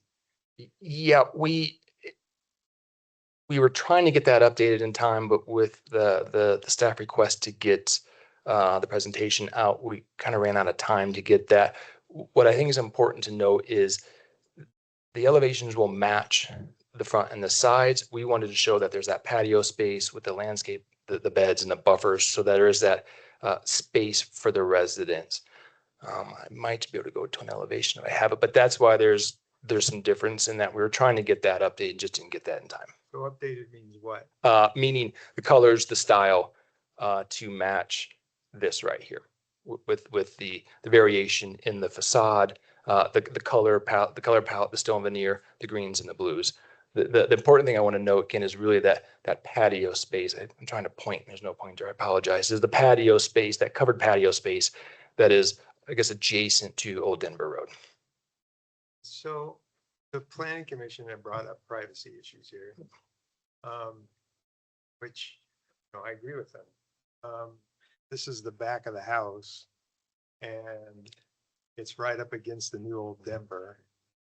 And most likely it's going to be a place to store things as well. I mean, that's always been a problem with any kind of apartments. But if this was a townhome that was for sale, you wouldn't be able to get anywhere close to this, which is unfortunate that another place in the code that isn't really consistent, because you would have rear yard setbacks and you don't have a rear yard setback here. So your 20 feet or 25 feet setback is to the building from the new Old Denver Road. So has there been any talk of any, I mean, I don't know how you'd put a fence there because you're right up against the patio if you put a fence. Well, Mayor Pro Tem, you pointed out we do have a 25-foot building setback, so we do meet that. We also have a landscape setback, and I know it's hard to see on here, but there is landscape treatment along Old Denver Road between the curb and the sidewalk, and then the brown shaded next to the units. Those are all shrub beds to try and create some of that privacy. There was brief discussion of the fencing. However, what we didn't want to do is just create a wall along this street. We've seen that often where you just get a 6-foot fence along there and it just becomes, kind of a tunnel through there. So we were wanting to open this up, be more scale to scale with the 25-mile-per-hour roadway, the pedestrian connectivity, as well as the scale of the Meritage property to our south. Because you can see, for the most part, those are oriented parallel to the road and not necessarily perpendicular to the road. So we're trying to match the feel of that streetscape going through.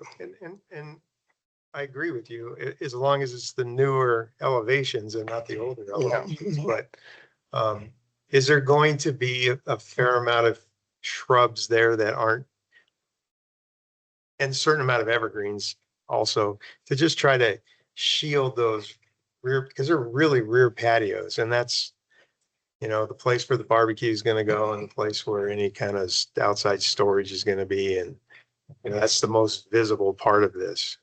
Yeah, we do have a variety of both height and style of shrub and smaller trees. And keep in mind, we are somewhat restricted with the wildfire resiliency code and how close we can get certain types of plants to that. So we kind of have competing desires here, large shrubs, year-round shrubs to get that screening. And then also trying to be conscious of xeriscape design, water demand, and that wildfire resiliency code. Okay.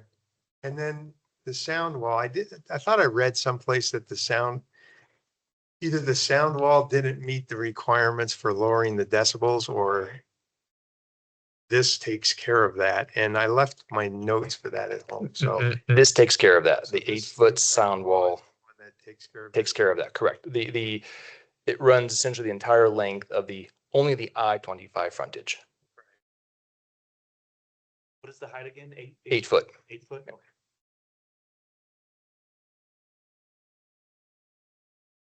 it's probably all I have.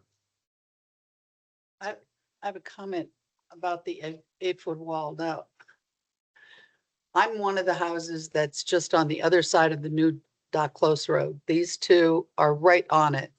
I'm one removed. So I've got, in essence, a buffer of houses from Erie I-25, not to mention the dirt that's now piled on, the property. And that's fine. That's not the issue, because there really isn't an issue. This is a comment. I hear I-25 traffic. It's as though somebody flips a switch at 8 o'clock at night and suddenly you hear it all. I don't know that an 8-foot wall, I don't care how tall or how, is going to be able to mitigate that. I'm just saying it. That's all. There's probably nothing you can do about it. I-25 is going to be I-25. I'm going to hear it. Oh, well. You may not. That would be lovely. You may not now. The buildings. You'll hear the If Fox Temple doesn't get a kickball, fine. They have similar walls in Virginia where my parents live. And it does surprisingly well. It's actually, it doesn't attenuate it completely. Nothing does, right? But There's no conversations about putting those walls on the north and south end as well, going up the old end. The noise study didn't require us to do that. And again, we didn't want to wall this subdivision in, particularly if you look, the south side is the detention pond. So the kind of de facto open space, right? And in the north, we have a pretty significant buffer with evergreen trees, deciduous trees. And then just on the other side of our property line, there are several easements in there that are going to restrict building there. So we have a significant buffer to the north and to the south.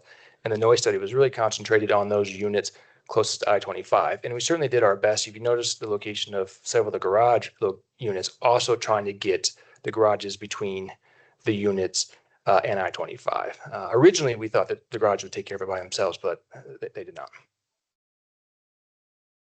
One of the other reasons why I'm asking about the north and south side is just in case Chief's out there chasing somebody and sees them go over the wall, and Chief's got to jump in there too. Does he chase anybody? So I have another question, a serious one. What I haven't heard is, and I'd like to ask this question to all the developers. What is your dust mitigation plan? Because we're getting into that time of year where the winds are going to kick up, and with all the just plain dirt out there and the piles, it's going to get, some visibility is going to get real nasty.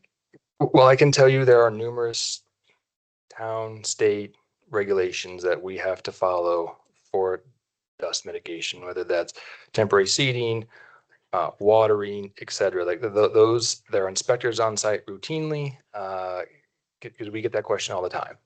And certainly we live in a windy state, a windy part of the state. So those rules and regulations are designed to try and mitigate that as best we can.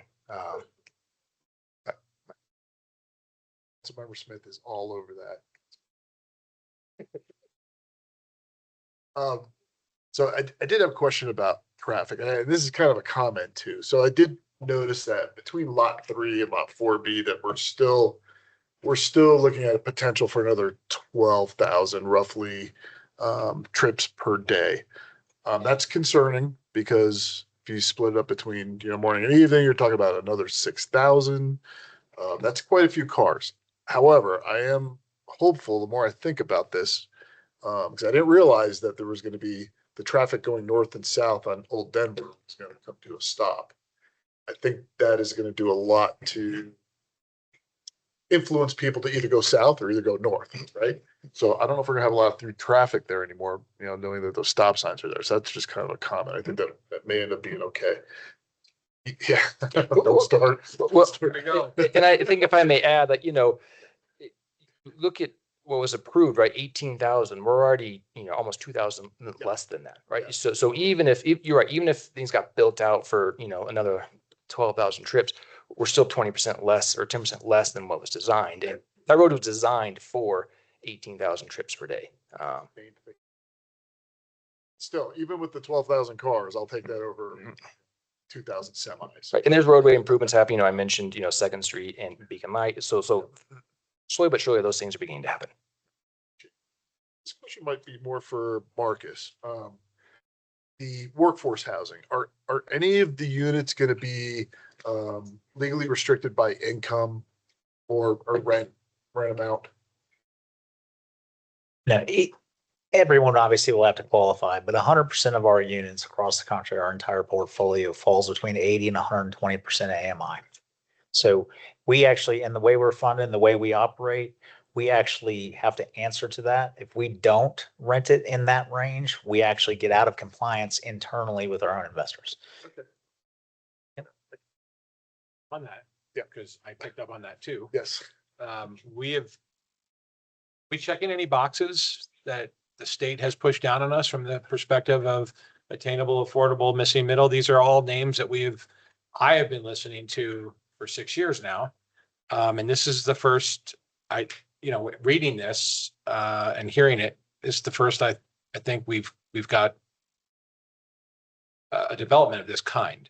So are we checking any boxes from a state requirement from the various laws they've passed over the last several years when it comes to this kind of housing? That will certainly report the new form of housing and the affordability measures that are being placed here once it's approved, or if it's approved. So we'd be glad to do that. I just we'll look at that as part of our housing report, and we can also add that into our Monument 2040 data as we're approving our amended or our comprehensive plan update. So. Okay. Something I forgot too. This is probably for Dan, but sorry. Every time he goes to I know. Every time he's almost down. I know. Whatever entertains you, that's fine. With we're gonna have the traffic is gonna be stopped, right, midway on Old Denver Road now. It's gonna be a 25 mile per hour zone. Are we looking into making Old Denver Road, you know, restricting trucks, I guess is what I'm looking. So we're about to start a transportation master plan, and we will be looking closely at Old Denver Road and how it functions, as well as Second Street and Baptist intersection. So we'll take a look at all that. Good answer. Okay, if there are no other questions, I'd like to open the public hearing. So this is a public hearing item. If there's anybody here in the public that would speak for or against this ordinance, please raise your hand. Okay, no one will. Anybody online?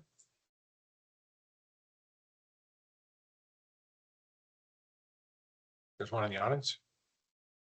He doesn't count.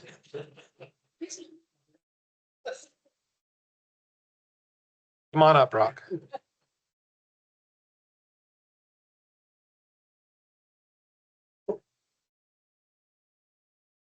Quite the reception. Thank you.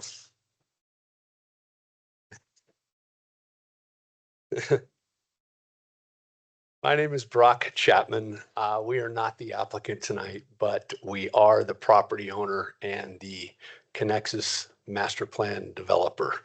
And I was going to provide a little bit of context tonight and history, but I'm not sure that's required based on what I've seen and heard tonight, to be honest You're with you. giving testimony. No, I am not the applicant. I know, I'm but public hearing. This is testimony for or against. Is that what you're doing? I'm speaking, yes, I was going to run through a couple of things and forego all the history. You know, I will tell you that we have been at this for 6 years. We stubbed our toe initially with an ill-fated Metro District formation, and we put the whole project on pause for some time and then regrouped, met with elected officials, town council, town staff, neighbors, special interest group, and came up with the whole mixed use plan here tonight. We also locked that in, not only through the preliminary PUD that was approved in 2022 that set forth each land use in each parcel, but we took a step beyond that when somebody said, hey, how do we know this developer's really going to build this stuff? So we put we put a final master plat in place far earlier than we were required to do.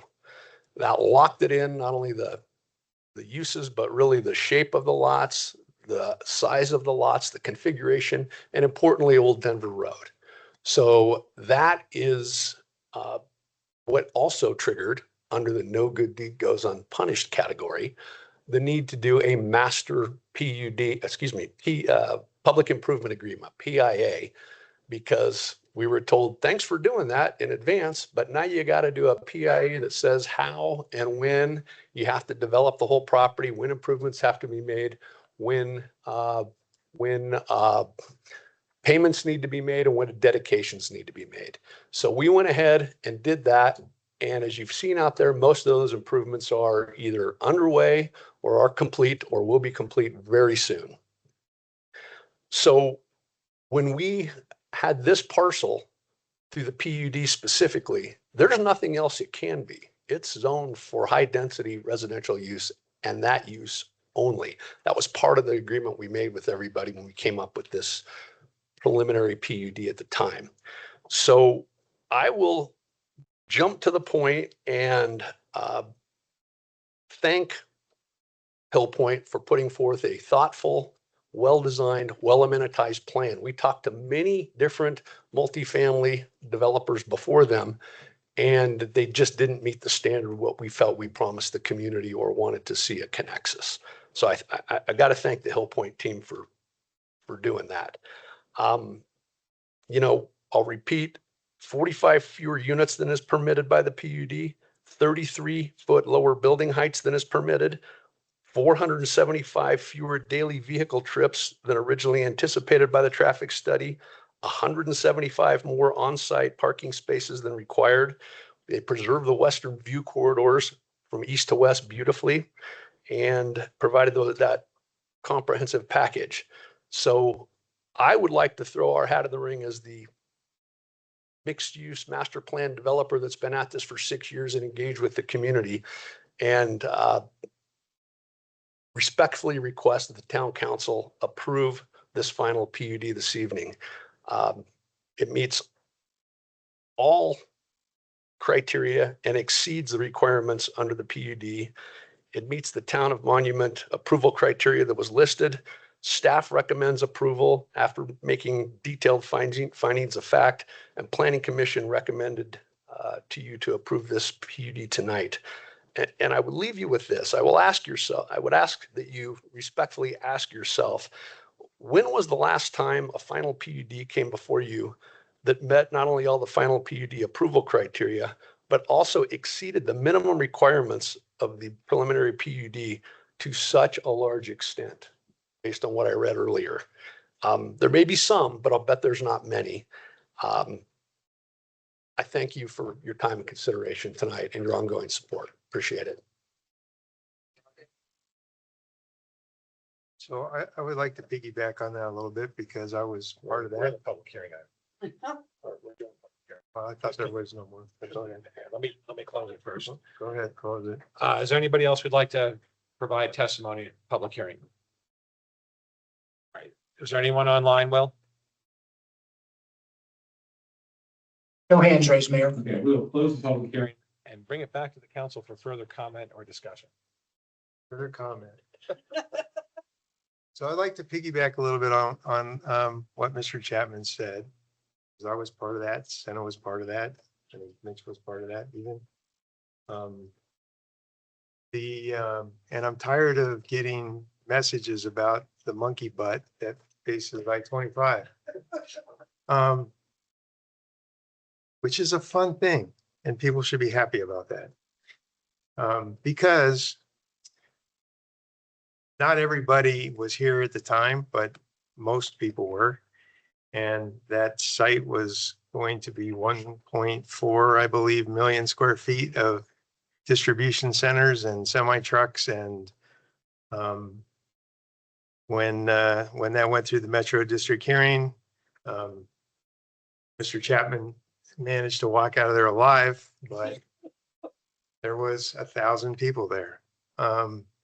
And to his credit, he sat down with everybody from the community and we worked this thing through because that property had pretty much every zoning allowance the town had. And it's nice to see it as more of a mixed use. But more importantly than any of that is the fact that they were willing to put Old Denver Road through the middle of that property, which really helps people that live off of Old Denver as far as the traffic mitigation goes. So that was the item that really sealed the deal for me on that personally. So I just want to let everybody know, anybody watches this or it gets picked up by the news or whatever, that the monkey butt is a good thing. This project came a long way and took a lot of time, probably a year's worth of back and forth, at least 6 months for sure. And so thanks for showing up tonight and speaking on that. And that's about all I got to say about that.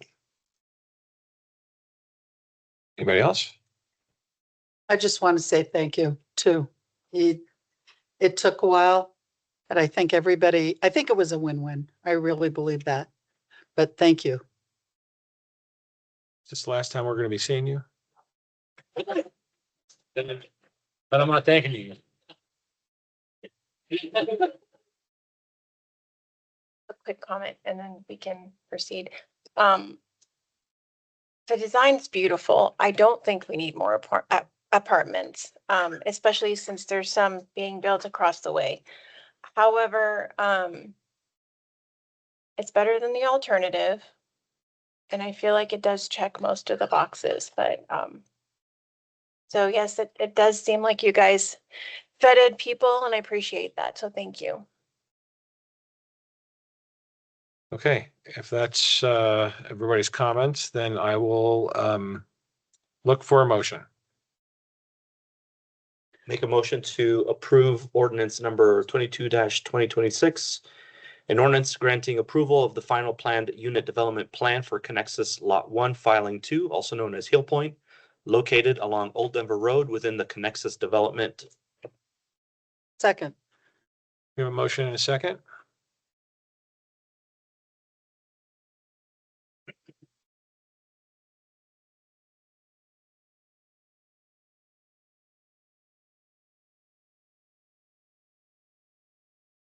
That motion passes 7-0. Thank you very much. Thank you.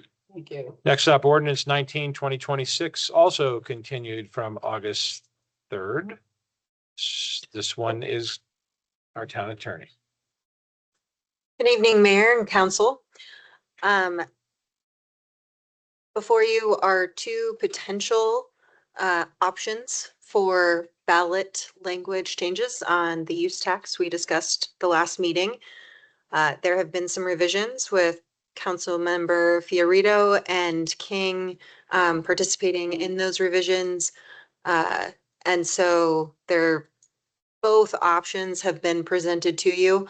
One is including vehicle registration in the use tax, and one is excluding that.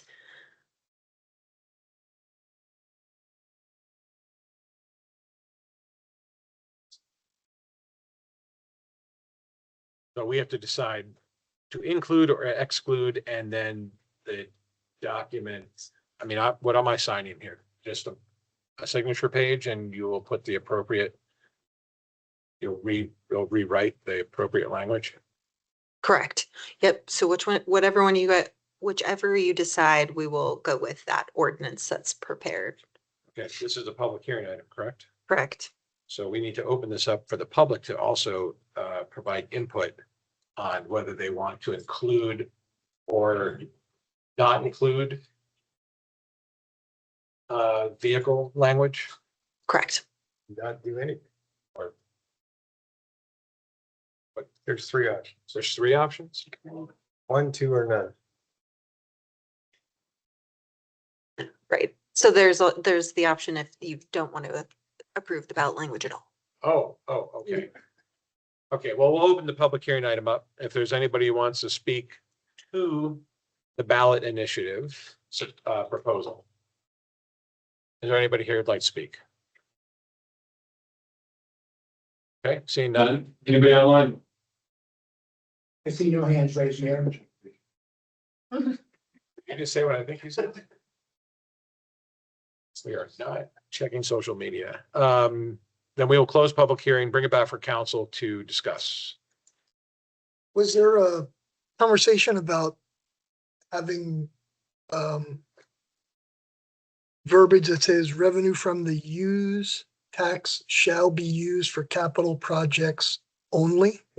It says that it says streets. On the ballot for them? Yeah, It says streets and Did roads. I miss it? yeah. So that's where Okay, capital projects, including those. got it. And it says including and not including, but not limited to. So it's streets and roads and stormwater. Street, road, bridges, sidewalks, and stormwater. So, well, I'll jump in. Do it. I'm of the camp that, and I don't know, we didn't really talk about this in front of everybody here, so we'll just bring it up. This proposal is to put a use tax on the ballot for citizens to vote for. In this particular case, so there's use tax and sales tax. Sales tax is easy. You go in the store and you buy something, you pay sales tax, and the sales tax gets remitted to the town. When items are purchased outside of the town for use in the town, and the easiest thing most of this has to do with, so the easiest thing to talk about is construction materials. When projects get built, most of that lumber, packs, and appliances and everything else gets purchased from outside of the town and brought into the town. And when they pull the permits, they make an estimate on what they think that the value of that's going to be. And there's a formula that calculates, it's in essence, it's a sales tax in essence, but it's a use tax because it's purchased from outside of the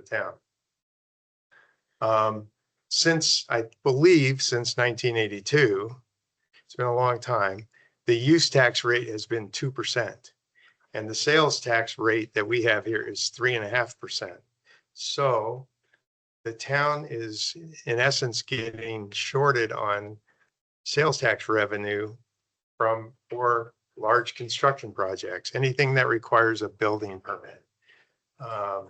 And the purpose of this is to try to bring that up to where it's equal with each other. We've had this discussion over construction materials because that's the one that stands out the most. Since that time, it was also noted that vehicles brought in from outside of the town are still under that 2% same rate. And so one of these proposals is to also add vehicles into it. I'm not in that camp. I'm in the camp of the construction materials just because it's confusing. Otherwise, even though this language, I'll give you guys a lot of credit. You came a long ways from where this thing was before, for sure. But I am still in the camp of just starting this out with construction materials. It's the bigger piece of this, and this has to go on a ballot and people have to vote for it and they have to understand it. And tackling two things at one time is a little bit too difficult for me personally. It's a lot of language too. It is a lot of language, no doubt about it. Just, I want to kind of just jump on what Mayor Pro Tem said there.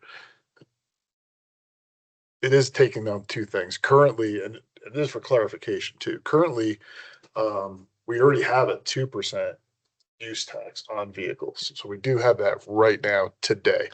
So version 2 would remove that 1.5% increase for vehicles. The question I had too is that both versions both state exactly the same maximum first year revenue increase, 2,272,500. So that, and I'm assuming that's because we don't really know. Correct. Or really haven't brought in any of those vehicle use fees. We did get an updated estimate, but it was after this. But it depends on development that comes in. So it's just a guesstimate of what that would be, an estimate. And that's a Tabor requirement. Yes. There. Yeah. I mean, with all that being said, though, I would say that version 2 is considerably easier to understand, which is important. It's easier to explain than the first version. It removes, I think, an obvious avenue for opponents to say that we're increasing a car tax. Well, and if you theoretically, if you buy a car and it's going to be mostly, well, right now it's going to be purchased outside of the town if you buy a new one. Yeah. The dealer is responsible for collecting the 3.5% sales tax and sending it to us now. So this would be vehicles outside of the state. Yeah. That were brought in. And that's hard to educate people on. It's, to me, it's a lot easier to educate people that we're just trying to make the price that construction, mostly development, will be equal to our sales tax rate. That if you want to do a project on your house and you go to Home Depot, you're paying it. Right. You're paying the 3.5%. So. Well, there's, I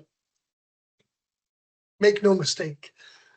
If the developers have to get increased taxed on supplies, material, they're going to pass it on to the to the purchaser. I would disagree with you on that because the sales price that they charge is the maximum price they can charge for the product. And either the project works or it doesn't work. If it doesn't work, they don't build it. If it works, they build it. They don't raise the price to cover that extra cost because the market value is what the market value is. And they won't be selling those properties otherwise. So when you do pro formas on those, you determine what the sales price is going to be and then you back into it. And if your profit margin hits in the range that it needs to be in, then you go with it. And if it doesn't, you don't. It's, I hate to make it that simple, but it's pretty simple that way. So this is just, everybody else pays this tax when you buy something to do your house, if you do something on your house. And because of the nature of this system, you're estimating in advance what the value is going to be. So unless it's audited, you can, make that number pretty much what you want it to be. And if it's not out of the range, nobody's going to challenge you on it. So I think it just needs to be the same as our sales tax rate. It's fair to everybody that way, personally. I will say that, given the amount of vehicles I purchase, right, Ken? Having having the tax rate not go up an extra 1.5 is beneficial to me. Because I buy them pretty much out of state. But didn't they collect for years for the? Oh, they collected RTA, they collected. Right. State, they collected monument, they collected. So this would be more, correct me if I'm wrong, but this would be more for used cars. No. For the use tax part of it. No, they on the new car that you purchase out in town, they collect state, county, and town. They break it down. Right. But that's 3.5%. If it's use tax, it's because somebody buys a car used, right? And then goes to register it. Is that how it would work? No. Sure. The use tax on cars is really confusing. If the state has an agreement with another state, they'll collect all those taxes. If they don't, you'll end up paying that tax when you register at DMV. Right, but what do you pay when you register at DMV and bring it in from another state? You pay. Oh, it's calculated. It's all calculated. There's a whole office. That's all they do. Right. I've been to it. You pay state, county, and town. You still pay that. Right, but this is about use tax, though, not sales tax. So where does the use tax come into place? Is that on used cars that you buy someplace else and bring it in, or? I've never bought it, so I can't tell you. So see, that's what I'm saying. That's a hard thing to educate the public on. So I think leaving it well enough alone and making it about just the construction materials is an easier message to get out, and people will understand it because they see the building going around. Right. They don't see people buying cars. They just see people driving them. And the people buying. I know. You too. Well, it's just, again, it's to try to make it fair. But this is required, this is a tax increase, technically speaking, so it requires a vote of the people. And they have to understand what it is they're voting for. And we can't advocate. And the town can't advocate. So it has to be clear. It has to be an issue committee or somebody else that's advocating for it, or it has to be super clear on the ballot so that people can understand what they're voting for. And because of the regulations in this state, it's hard to get clear ballot language. So with what we have in the packet, we have the one that says use tax construction and vehicles, and then we have use tax election construction materials by label. I'm assuming the one we need to select one of those two. Are we voting on both, or are we Can picking? we do it by motion? When we do the motion, that's when okay. Correct. So presumably I can make a motion for the vehicle and use tax version. It fails. Then I make one, then someone else makes one for just construction. That fails. And then we say. It's not going on the ballot. Well, but is that how we're gonna do the motions, or do we just pick one? Yeah. Make a motion. Correct. Yes, someone's going to make a motion. Okay. If it passes, then there's no sense in going on with the Gotcha. other. Okay. But do we have to say what the verbiage is? Because it doesn't call out like, Yeah, there's two. There's two ordinance languages. Two different ones. right, but And it's so- A and B. They're not called out separate which is which. That's my point. They are. One says Yes. One. use tax construction and vehicles. The next one says use tax election construction materials only. And the actual motion the ordinance wording is different. Okay, hold on, maybe I missed the big. So the Wording. first one is an ordinance submitting to the eligible electors voting in the town ballot issue increasing the use tax rate and contingent upon elector approval, amending the monument municipal code to provide the same. The second one is completely different. Yeah.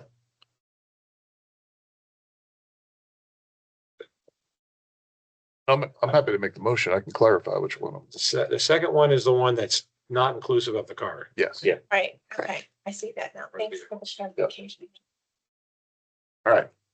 I'd like to make a motion for the second presented ordinance, which is just building or construction materials only. Make a motion to approve ordinance number 19-2026. An ordinance submitting to the eligible voters voting in the town's regular election to be held November 3rd, 2026. A ballot issue increasing the use tax rate only on construction and building materials and construction equipment and contingent upon elector approval, amending the monument municipal code to provide for the same. Second. We have a motion and a second.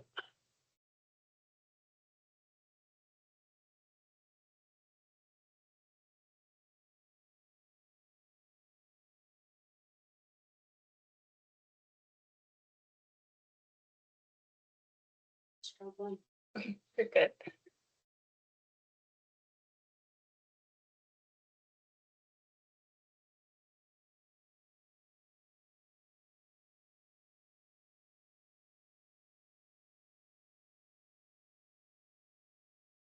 Motion passes 6-1. Okay, does anybody need a break? All right, we're gonna take 5 recess real quick before we jump into the presentation.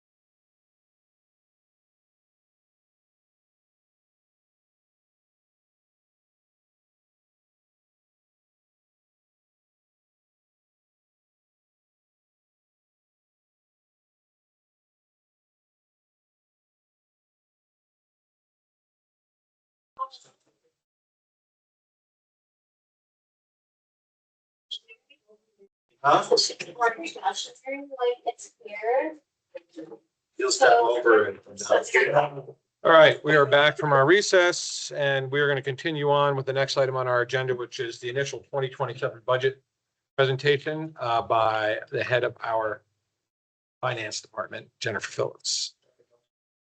Good evening, Mr. Mayor, members of the Town Council, Jennifer Phillips, Finance Director. So this is our first opportunity to go through the proposed preliminary 2027 budget. And so the idea behind tonight's presentation, and we did this a year ago together. Actually, we weren't here. We were at the YMCA. That was quite the orchestration. Is to talk high level. So you'll notice in a budget presentation, there's very few numbers in this presentation, and there's a reason for that. It's to stay up to the policy issues, give you a sense of where we are so that I can finish putting together the draft budget that I'll bring to you in early October. So sort of an overview of what we're going to go through tonight. Real quick, just a reminder always of your strategic priorities. We want to make sure that we're connecting the budget to your strategic priorities. What we went through to get to where we are today and continuing in the process, an economic update and some assumptions that we've made as part of this initial budget. We want to go through the general fund. We know that's our most important from a revenue standpoint. That's where your discretionary monies are. And so we want to spend some time there. Talk about the ending fund balance, also look at the long-range financial forecast. We're going to go through each department, very high level, what they do, some budget highlights, and we've identified some unfunded needs so that the council is aware. Yes, we're presenting you with a budget, but there are a lot of additional needs that we have not included in this budget, and it's important that you understand that and can give us direction if you think one of those things is so important that it should somehow be included in the budget and maybe something else is taken out. We're going to go through all the other funds. We're going to do a quick overview of the capital improvement plan, and then I've got some questions and need some direction at the end. So just real quick, our journey together. So in 2024, you adopted a budget in late 23, and you were experiencing a structural deficit in your general fund. When the 25 budget was adopted, and I had just started the month before, we identified that there was a structural deficit, and we made some pretty hard decisions in 25, moving into 26. So we did do some very painful layoffs, and we did other expense reductions, and we coupled those with enhancing our economic development and other revenue enhancements. And so we didn't just deal with it with one approach. We took multiple approaches in trying to reduce this structural deficit. In 26, we've continued to do that. We've continued to address revenue enhancements, but we've also been very careful in how we've managed our expenses. And by doing that, we've been able to increase the general fund reserve. We're going to have that same philosophy moving into 2027, continue to manage our operating expenses with a balanced budget and looking at one-time capital expenses. So thank you very much for your leadership. Thank you very much for understanding what was happening and being willing to help us make the difficult decisions and for you making the policy decisions to get us on a good, solid track. These are your strategic priorities. I'm not going to go over them. You know them well. Just a good reminder. Okay, economic update. So monument sales tax revenues are increasing in 25, so that's a really good sign. There are a variety of reasons we're starting to see the increase. One of them is we did make a code change where we no longer provide the discount for sales tax payers who pay on time. So that is increasing our revenue. We think about $100,000 a year. But also sales tax is up, and we're also the self-collect, and we mean Lori, is doing audits. And we're seeing some of that effort come to fruition with being able to get back taxes and making sure that the businesses that are doing business in Monument are paying their sales taxes. But when you compare 26 to 24, we're flat. So you can kind of see we're still not out of the woods yet from a sense of sales tax revenue. Monument property taxes revenues are relatively stable. So let's talk about the overall economy and how we're projecting into 27. So it's only August, right? And we have to make some decisions for 27. So consumer confidence remains low, which is bad for sales tax. US inflation remains above the federal desired 2%. We're running between 3.5, 4, 4.5, 5, depending on the month.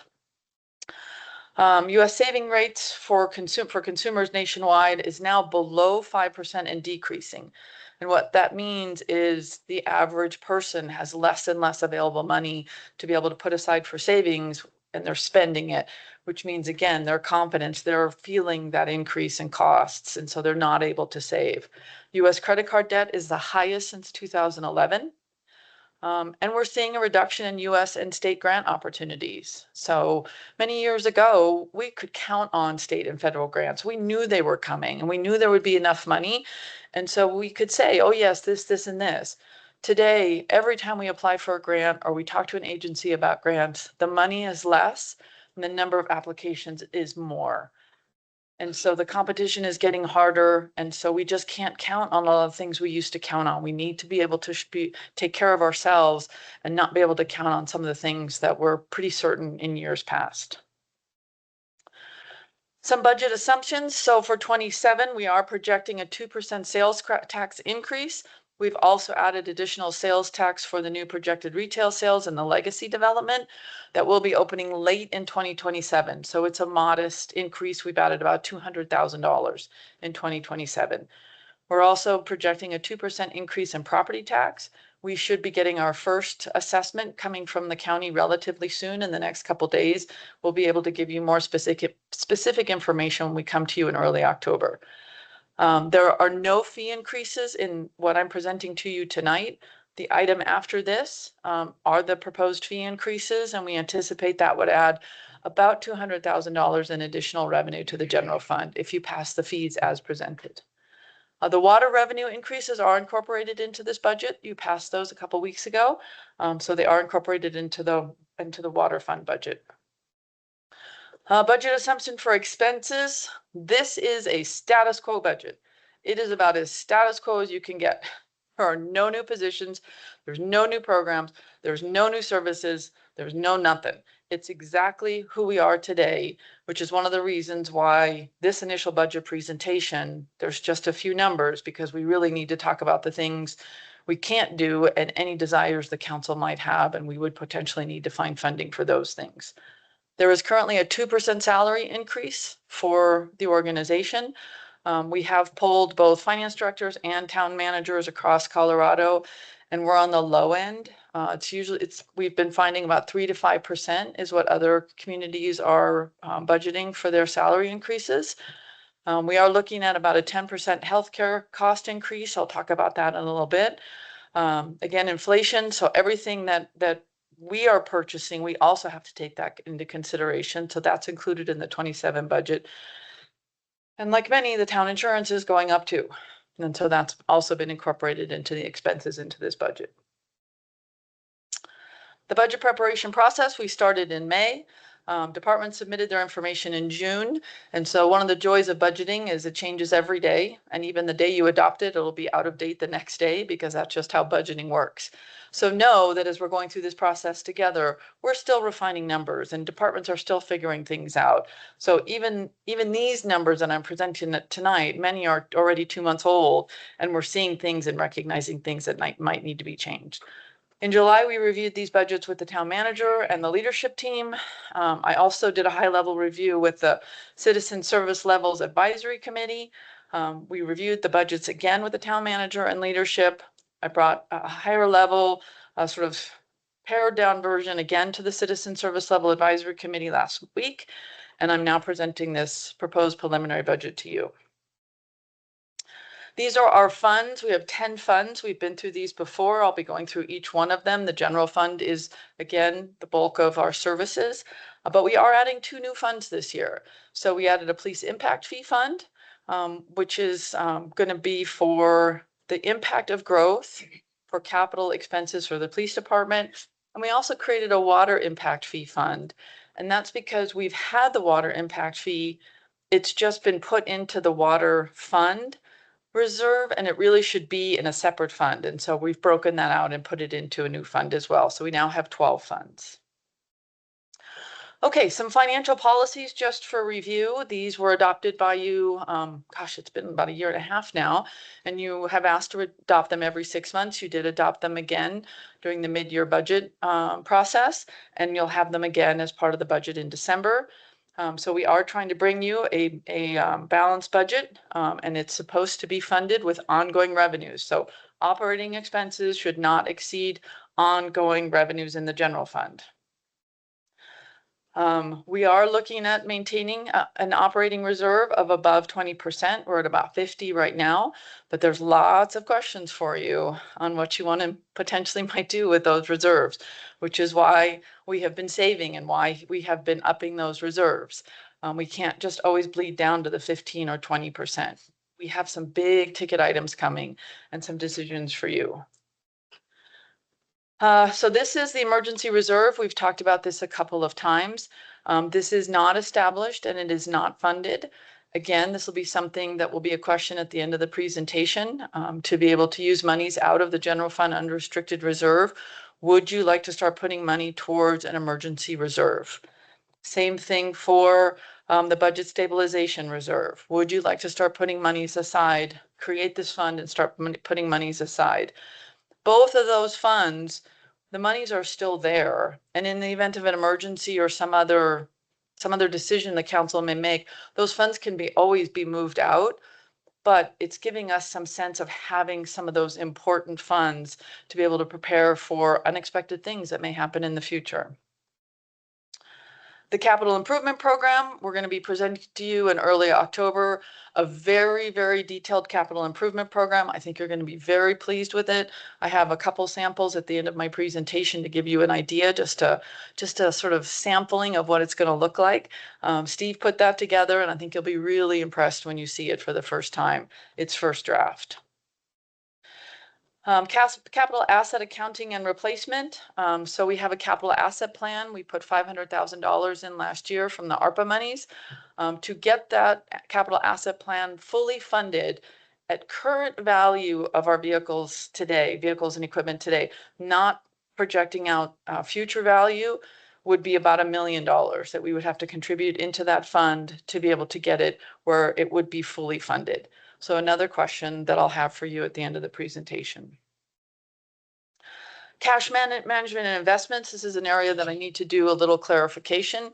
So when you passed this policy, it was something we were working on, but as you know, we were working on a lot of things back then. And me and my team and I had discussions about where interest goes. And I wasn't clear in this policy. And so we continued to sweep all of the interest into the general fund, which is why we have such a nice revenue of $900,000 in the general fund. But based on this policy, each fund should be earning its own interest. And so you'll notice as I move forward that there's a reduction in revenue for the general fund because monies have been taken out and moved into their proper funds. Most notably water, especially, but really each fund, if we're putting money aside or have a fund balance in a fund, it should be earning its interest and keeping that interest. So that is a change you'll see as I go through the presentation. So revenue, here's the perfect example. So this is our estimated preliminary budget for the 27 preliminary budget. It's 11 million in taxes, 11.4. You can see the other items, and then interest earnings, you'll see we dropped that significantly by about $500,000. That money didn't go away. It just is being now applied to the funds in which it's earning interest. The other revenue is the Verigy project. So that project, all the monies for that have come in. And so there's a blank there. And so we're at about 14.9 in revenue for the general fund for 2027 projected. Again, the sources of revenue, just to repeat, is 2% for sales tax, 2% for property tax. We adjusted the investment income, and the fees that are being proposed are not included in this revenue budget.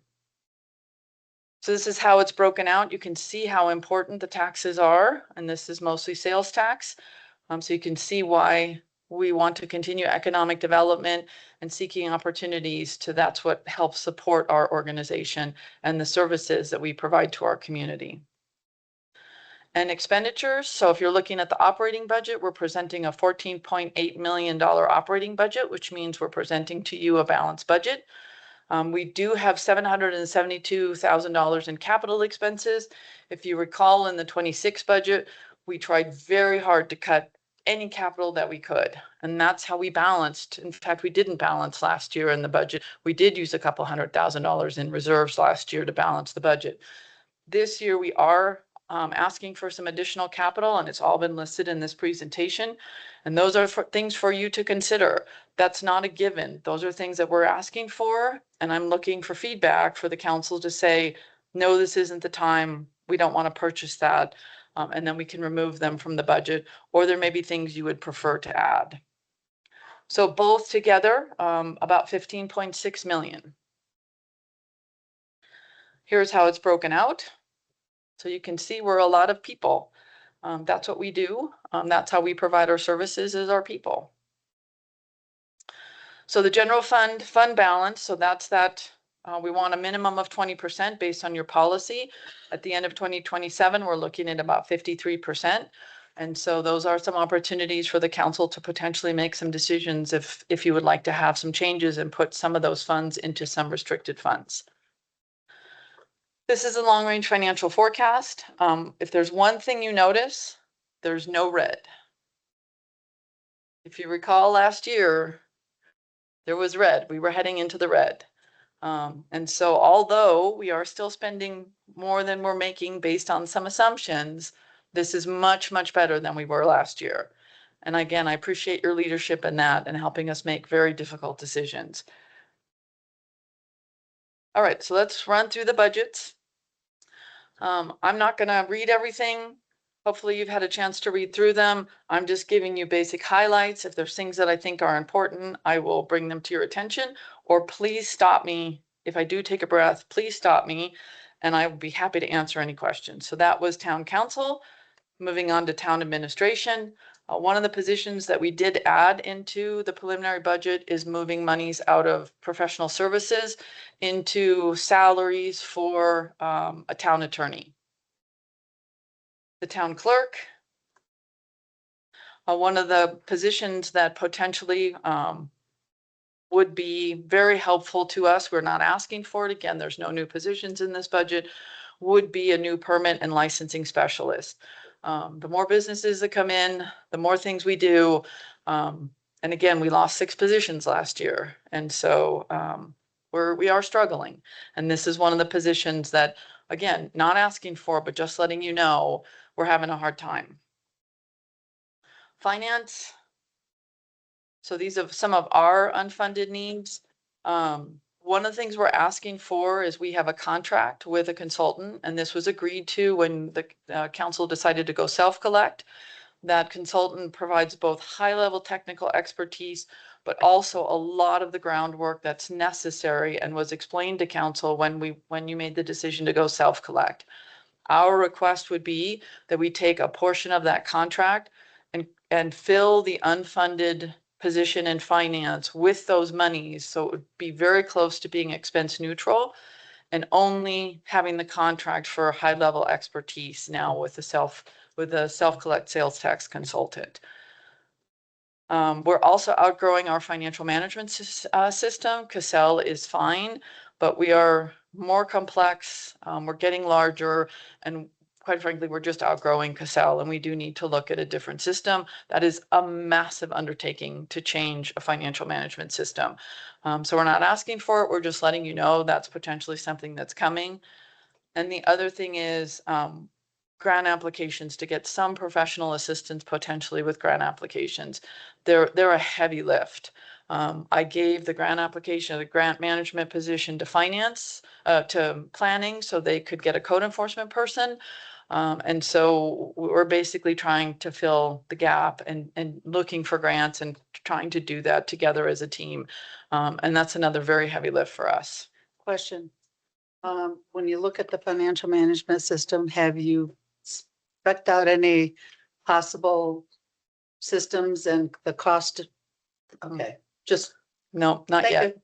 We're just letting you know that that's something potentially planning is leading something that we might look into. But it is something we're gonna need to look into. Timing? Yesterday? It depends on what planning's up to. Oh, it's them. What Yeah. what is Um, what is growing that is causing, I mean, we know we have more people moving in, but what are we doing differently financially over the last 6 years? Because that's all my point of reference is, that would say we need a new financial management system.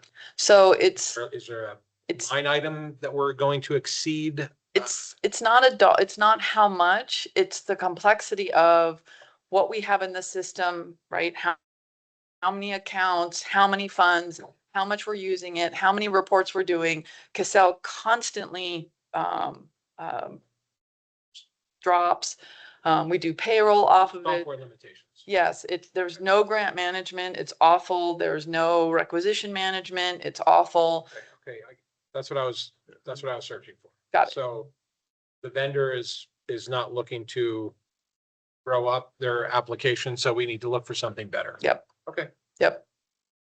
Jennifer, question on this, on the need to transition from consultant to a full-time position. Does that represent a cost savings or more efficiency possibly? I think it'll be efficiencies because I believe that the individual, so the contract's about $120,000.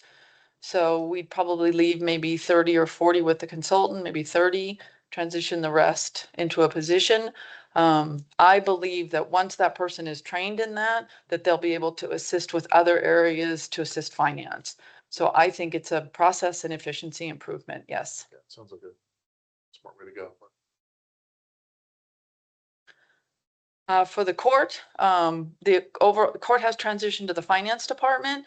And as a result, a half-time position that used to be assigned to court has moved back to PD, and that's why you see a reduction in the court budget. Human resources, we still need a second position in human resources.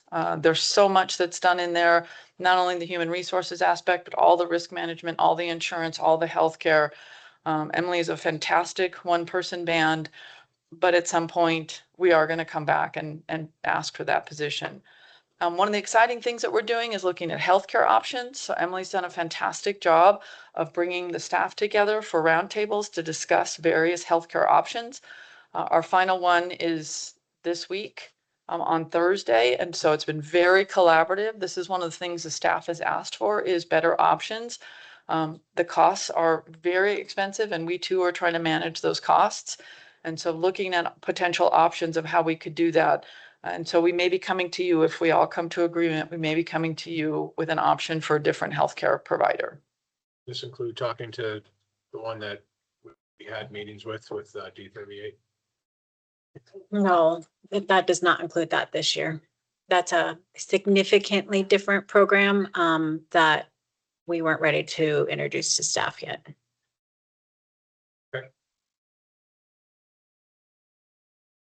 Information technology. One of the reasons information technology has gone up is we have centralized the cost for Envision, which is our software service provider. I don't know what you call them, tech provider. There we go. That's been all brought into IT. So the budget itself hasn't changed in the sense of what we're expending. It's just where we're accounting for it is shown differently in the budget. Again, in information technology, potentially an additional position or an increase in the contract. And we have continued demand for improved cybersecurity protections, which will continue to be expenses for us. Law enforcement, you'll see that their budget also increased. So one of the changes we had to make this year. So if you'll recall in 2025, that was the first year that we separated 2F and general fund. And so part of doing that is the learning experience, right? And so we have to figure out who goes where and what. And so 25 was the first year, 26 we're figuring it out. And one of the things we figured out was that we needed to move 2 positions out of 2F and move them back into the general fund. We moved too many positions over to 2F. And so you'll see an increase in the law enforcement budget because of that. 2 positions are now that were 2F funded are now coming back and are general funded. Some unfunded needs. So we had hoped that we could include these 3 positions in the budget, and we're not able to at this point. The revenue, some of it had to do with the fact that we had to readjust the interest, but we were not able to include 3 new officer positions under the general fund budget. And so that is right now an unmet need. We have to do a space needs assessment. We're trying to figure out how to support the police department that's busting out at the seams. So we did initiate that, and we'll be getting a price for that in the near future. And just some other items, a drone and e-bikes for the future. Drone. Chief?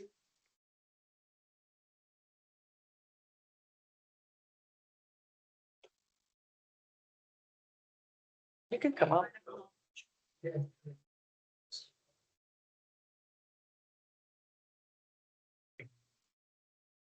Drone, was there a question in there? I thought, I thought that had received donation of drones. I obviously don't understand drones, so help us understand what the need is and what happened with the ones that were donated. Okay, so we did get a selection of drones donated to us. They were all used. Some of them are quite a bit older. And with the changes in technology and quite honestly with the brand that it was, you can't update it. So like a DJI drone was the big one for the longest time, and they're on a banned list now. So getting new parts, getting stuff like that. As Councilmember Kimball talked about, you have to have a transponder on drones now so we could fly them. So that was an expense we didn't expect. Buying new rotors, buying new remote controls. The other thing is we're really trying to expand the capabilities. So our daytime drone program is pretty great. Our nighttime program is non-existent. So we would like to have 24-hour coverage with drones. Lastly, we are putting them in our cars. So our cops are out and about with them instead of having to come back and get them. And based on that fact, we just need more than 1 or 2 here in the station. Sure. Okay, and the last operating department planning, you'll notice that their budget decreased by nearly $1 million. This is related to major plans like the comp plan that were budgeted in 26 and are no longer budgeted in 27. Okay, Public Works. I have a new soft affinity for Public Works. You're going to get more than you usually get when it comes to Public Works. One of the things I'd like to do is just talk a little bit about what Public Works does. I know that you get a monthly update, but sometimes hearing it all together makes you realize how hard our crews work and some of the things that they really do need. And this organization and this community needs to provide for them. One of my first slides is for this year, 2026, and I'm going to be coming to you in the next couple of months with Andrew, and we're going to ask for some things. One of them is the Jefferson facility. I think most of you have been out there. It is absolutely unacceptable. Unacceptable. I don't have any other words. It's just unacceptable. And so Andrew has been spearheading an effort. We would like to purchase a double wide modular office. The crews right now have been cleaning up the yard, doing a fantastic job. They've been scrapping things, getting rid of things, and getting ready to make room for this. One of the things that we don't have out there that would need to be installed is a sewer line. So we're estimating about $100,000 to run the sewer. But no, at some point, this is a beautiful parcel that at some point, if we're able to sell the parcel, which is technically in a residential area, that developer will need sewer. And so this investment is not throwing good money after bad. You're actually investing in this parcel and adding value to it. And so we will be coming to you. Andrew's working on the invitation for bids now for the modular units so that we can try to do this before the weather hits hard. I can't imagine. I mean, we all sit here in air-conditioned buildings and, you know, we complain it's too hot, it's too cold, it's this. And those crews have a porta potty, for heaven's sakes. I mean, it's just not okay. And so we will be championing that for them. So one question on the modular. So modular be on a temporary to be moved to the other location? It won't. It won't be moved to the Cynthia's location. If at whatever point it isn't needed, we would sell it. So we're not gonna lease it, we're gonna purchase it. Okay, then back to the foundation. Do you need, or is it gonna be temporary foundation?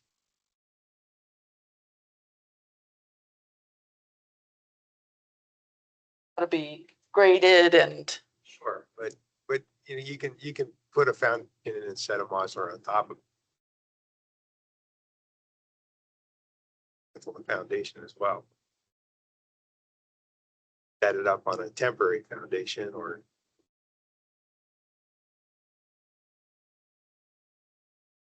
I'll leave that to the experts.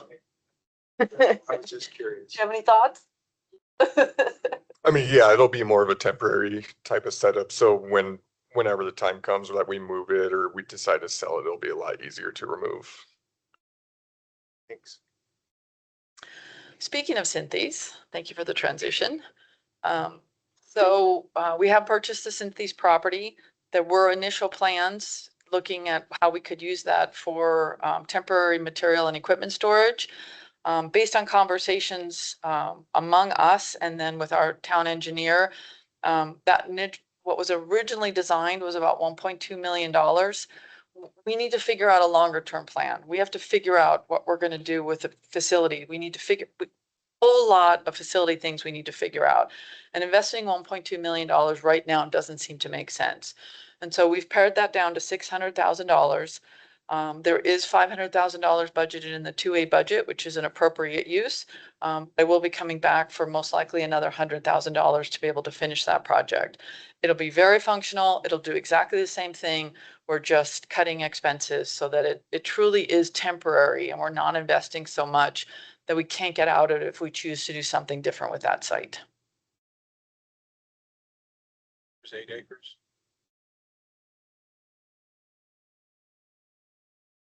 Spending any time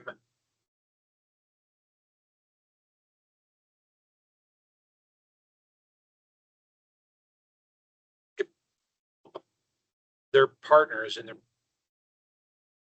I mean, personally, they're members of the council have look into that. Because to your good money after bad, $600,000. Let's figure out how do we fund a building department with the town district. So why are we not going after that in a more direct? Those discussions have started. We don't have the money. And so this is just temporary. This is just an opportunity to give them some breathing room. There's more work that happens over there. So some of the materials they need for snow plowing are over there, a place to have some of the vehicles. I understand that's why we've cut it to 600,000 and I'll bring this to you. And if the council chooses not to do it, that's certainly a choice. I'm just preparing you that these are the things that we're working on right now.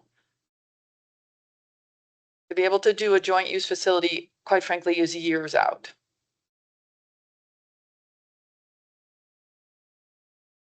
Should definitely, probably the most recent.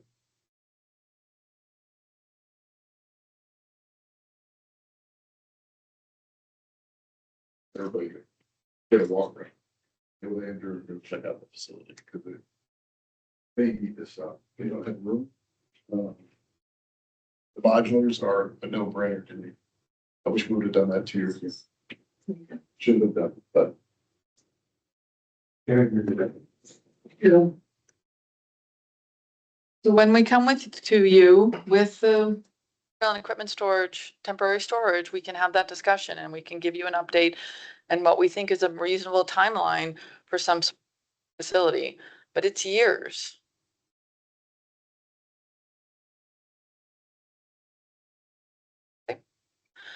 We also think that we need a needs assessment for public works because we don't understand what they need. No one really looked at the future of public works. How many people do we need? What kind of equipment do we need? There really isn't anything like that. And so that'll be another thing that I am working with Andrew on, and we'd like to come forward and ask for monies to do that. Then also, and of the 259 facility, so many options and so many pieces in play, and we talk a lot, but we have to start to make some decisions. We're busting out at the seams and we have to start to make some investments and some decisions. We have initiated that work and we're waiting for the designers to give us an estimate. We think it's about $40,000 to assess 259. What's the best that we can get out of 259 from a city perspective, a town perspective? Okay, so first department or division in Public Works is streets. So you can see their budget goes up slightly, and that's due to capital. Their requests are for a new tandem that they would split between other departments, 4 new sanders, a walk-behind concrete grinder, and half of a new dump truck. Understand that streets is 4 people. They do a lot for us. They work incredibly hard. They take care of all of our traffic lights, street sweeping, snow removal, signage, storm drain repairs, potholes, and they participate in community. This crew of 4 is going nonstop, and we appreciate everything that they do. So these are modest requests. Some of these things have been put off. The tandem, I understand, is dead. So these are requests, and again, these are the opportunities for the council to consider. This may be something you do or don't want to do, but these are the capital requests coming from street. We have facilities. All of our facilities are cared for by 1.75 staff. So we have 1 full-time facilities technician who does everything. He manages all the fire extinguishers, moves furniture, and the crews jump in. We're constantly moving offices, and we need something painted, and we need something fixed, and we need furniture moved. And Robert, with the support of his colleagues, jump in and move these things for us. Lighting and HVAC, I don't even need to talk about how hard air conditioning and heating is. He manages contractors and is also spearheading our ADA improvements. And then we have Rachel, who is our custodian, who works 0.75 hours. When Rachel's on vacation, we try very hard to be good colleagues and empty our own garbage and things that Rachel does, because we certainly don't expect Andrew or Robert to come and do those things for us, because we're spoiled. But very, very hardworking, tiny staff of 2. So we've added in $50,000 in 2025. We did that in the mid-year adjustment, and we're adding another 50 or continuing that expense for 2027. And because the Department of Justice expects us to continue to work on those improvements, those barriers that were identified as part of the transition plan, you will continue to see that. And there's going to be some more expensive ticket items coming in the future. We're trying to do some low-hanging fruit to start, but there are going to be more projects coming in the future. The capital requests are $250,000 for the 259 building foundation repair, some repairs at the town hall, and overhead doors at the shop. Elaborate on the foundation repair. I cannot. And Yeah, so I mean, the whole foundation, if you go look at the 259, we have cracks going up most of the buildings. It's just kind of shifted. So ultimately they would come in, and this was a quote from a couple years ago, but they would come and just reinforce it. Ultimately, they would have to dig down around the foundation and just reinforce it so we stop shifting ultimately. Or plate tectonics going on or something?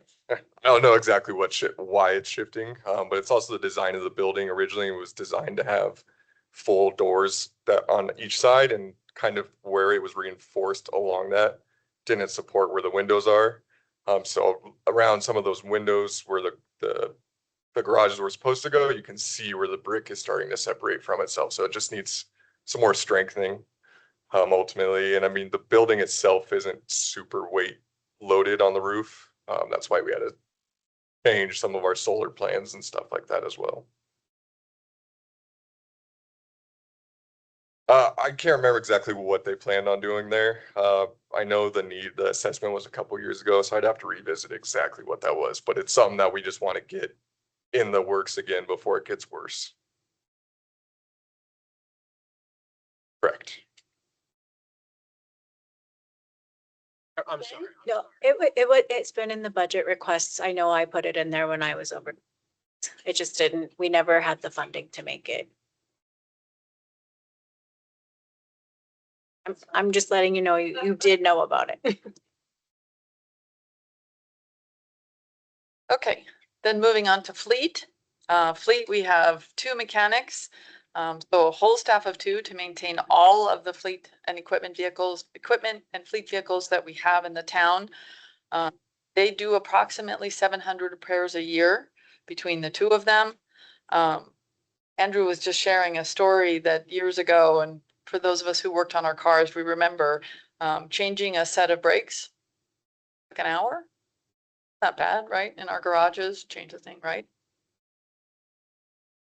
It was, well, now it's 6 hours for them to change brakes because of all the computer, because of all the mechanics.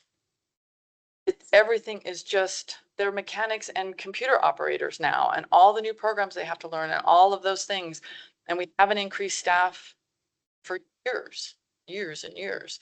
And so they are asking for 1 capital request, that's 15,000. And we are asking, we are notifying you that an unfunded need is a part-time mechanic. We're very close, if not already at the tipping point where 2 cannot handle the garage. Then we have parks.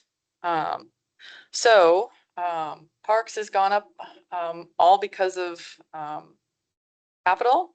So parks do park repairs.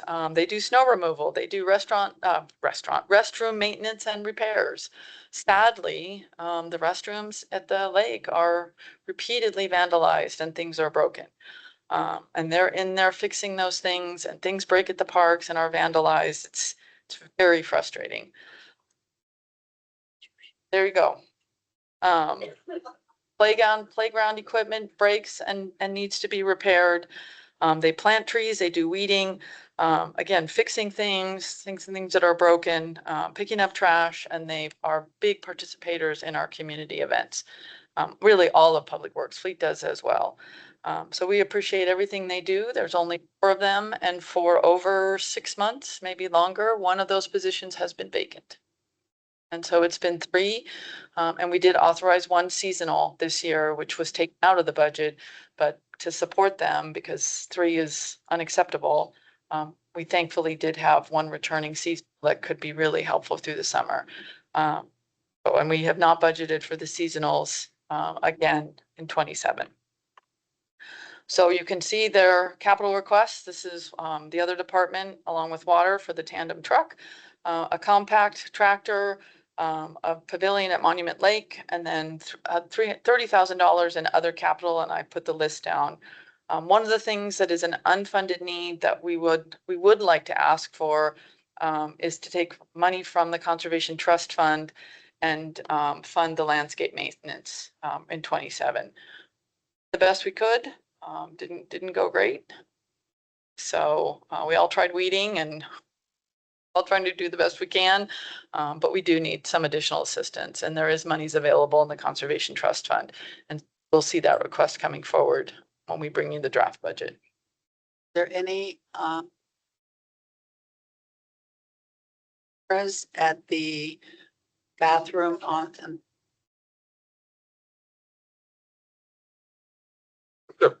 We talked about cameras, but it's a whole security and people, it's a whole public concern if you start putting cameras in public spaces like that I'm sure the police can dive into, but it's like that big brother watching you ultimately, and people down in the lake, they're down in swimsuits as well, so it's a whole privacy situation, and we've talked about it, but it's more of, I think, a big legal issue that we would have to figure out first. any idea how to pathetic Brand new bathrooms? I mean, the brand new bathrooms, I don't think hit as hard, but it's all of our other bathrooms as well. So Dirty Woman Creek, all the other ones. Like, I mean, it's not just bathrooms, it's overall vandalism too. I mean, people go and they puncture the irrigation lines just for fun. And then, James doesn't find out until, you know, it's running and he has a lake in the middle of the park that he's got to try and chase and find. And it's, you know, it's boring companies. It's a lot of stuff that just, you know, it just hits the parks, and it's vandalism after vandalism, depending on how you look at it. And I don't know if there's necessarily a way to fully stop it. Our brand new It's a park. dream. It's a dream. It's with the mounts. Mounts are gone. They're cabled on there.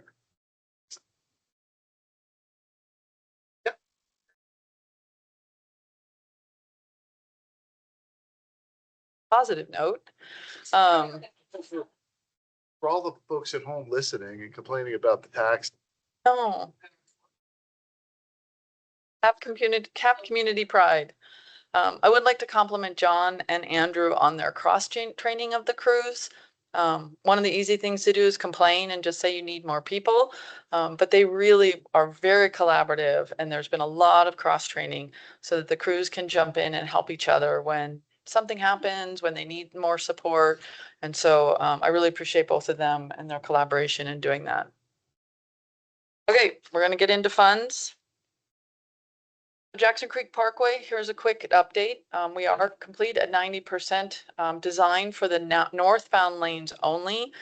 We have identified that we don't have adequate funding for both northbound and southbound.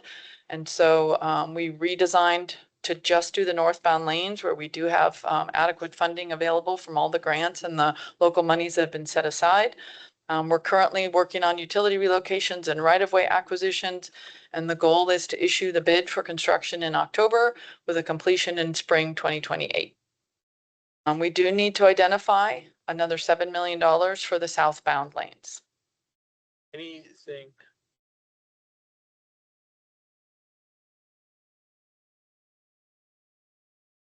I think we've worked through a lot of problems, and we've solved a lot of problems.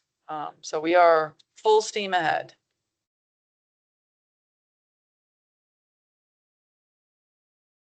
So for the capital projects fund, you do see so taxes. This is the use tax. This does not include anything having to do with the ballot initiative you just passed. This is an estimate of use taxes coming for future development. And so that would be one of the areas that potentially we could use monies to fund southbound lanes of Jackson Creek Parkway. That would be something to discuss at the end of the presentation. Yes. This is a very significant increase between. What's that based on? That's what I just said. It's the additional development. And so we've calculated out the development. So it comes from the use tax for all the construction. And so we believe with what's coming that's the use tax we will bring in.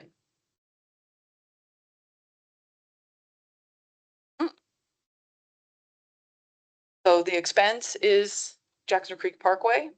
That's what we're budgeting currently with some repairs. So again, project highlights 8 million for the northbound lanes. Always do about $1 million in curb gutter sidewalks and asphalt repairs every year. But we have no funds for a new public works facility. We have no funds for a new police facility. Again, the southbound Jackson Creek Parkway. And something we need to start talking about is Old Denver Road improvements. That's a 2-lane, basically country road. And so could have in the past asked developers to participate, but we did not. And so a lot of that falls under the town's responsibility at this point. Talking Old Denver Road would do, it's going to go through the development. Is that right? Or is it dot close? Dot close. Dot close, which it's not dot close yet, but. Yes. Right. Got it. Close will be bad because it will just be local traffic, but fix in that connects us in the north and be expanded.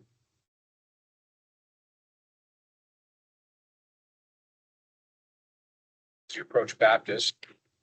A lot is in the town, right? Or will be. Are you just describing a lot that's on the west side of Old Denver Road? That is not in town. It's currently unincorporated, so it would have to come It into will town. be at some point, right? That we are calling, yes, we would like to annex that property at some point. There would be impact fees to our road. If it's our road, if they cause impact to it, they'll have to pay for that. And that's what we'll be reviewing all this as part of the transportation master plan, but yes, but I'm glad Jennifer's calling this out because there will be an expense that the town will have to incur to improve that road. The intersection at Second Street and Baptist, and then all the way up to 105. So there's quite a bit that we're gonna have to look at in the near term and far term. And so we're just trying to prepare you for that in this budget discussion. And so one of those advantages of that road towards the center of Nexus is that's that much.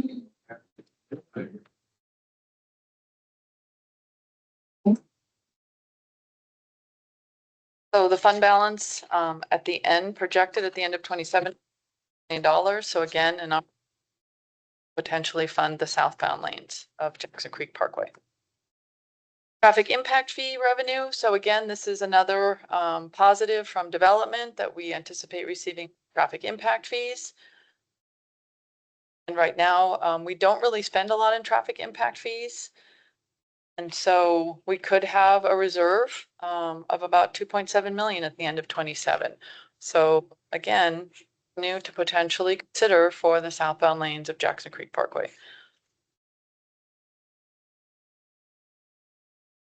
Storm drain, whole nother story. So have a modest storm drain, stormwater impact. And so revenue is very small. With our new stormwater master plan, we're asking the consultant to review those impact fees so that we can start to charge impact fees. So right now, very modest expenses coming out of that fund. A very modest fund balance. This comes from the stormwater master plan that you approved several months ago, and these are just the high priority projects. There's $35 million worth of projects that are in that plan. Yes, some of it's in Triview. Yes, we can certainly work to negotiate with Triview, but ultimately storm drain falls under our permit and is the town's responsibility. The first one, the Mount Herman Road Bridge, we are working right now to for a grant application with the federal government. If we're able to maybe secure funds for that. It's due at the end of August, so I'll be coming to you if we're able to apply for this and get everything together. I'll be coming to you with a resolution approving $200,000 in local funds. There isn't time to bring it to you yet before, and that's the policy. Whenever we commit more than $20,000 to a grant, it requires council approval, but the timing, the policy allows for extenuating circumstances. So if we're able to apply for that, I'll bring that to you in early September. Shocks me that it's even. Thing with El Paso County, since it's really act as 100. Well, the challenge is right now, there's no way El Paso County will give us money now. And so for this grant application, we're asking for $1.8 million and we're going to bring in the 200,000. And so we're just going to try and see if we can get the grant. If not, then absolutely we need to go back and start talking with El Paso County. But we figure this grant application opportunity is here. Let's try and see what we can do.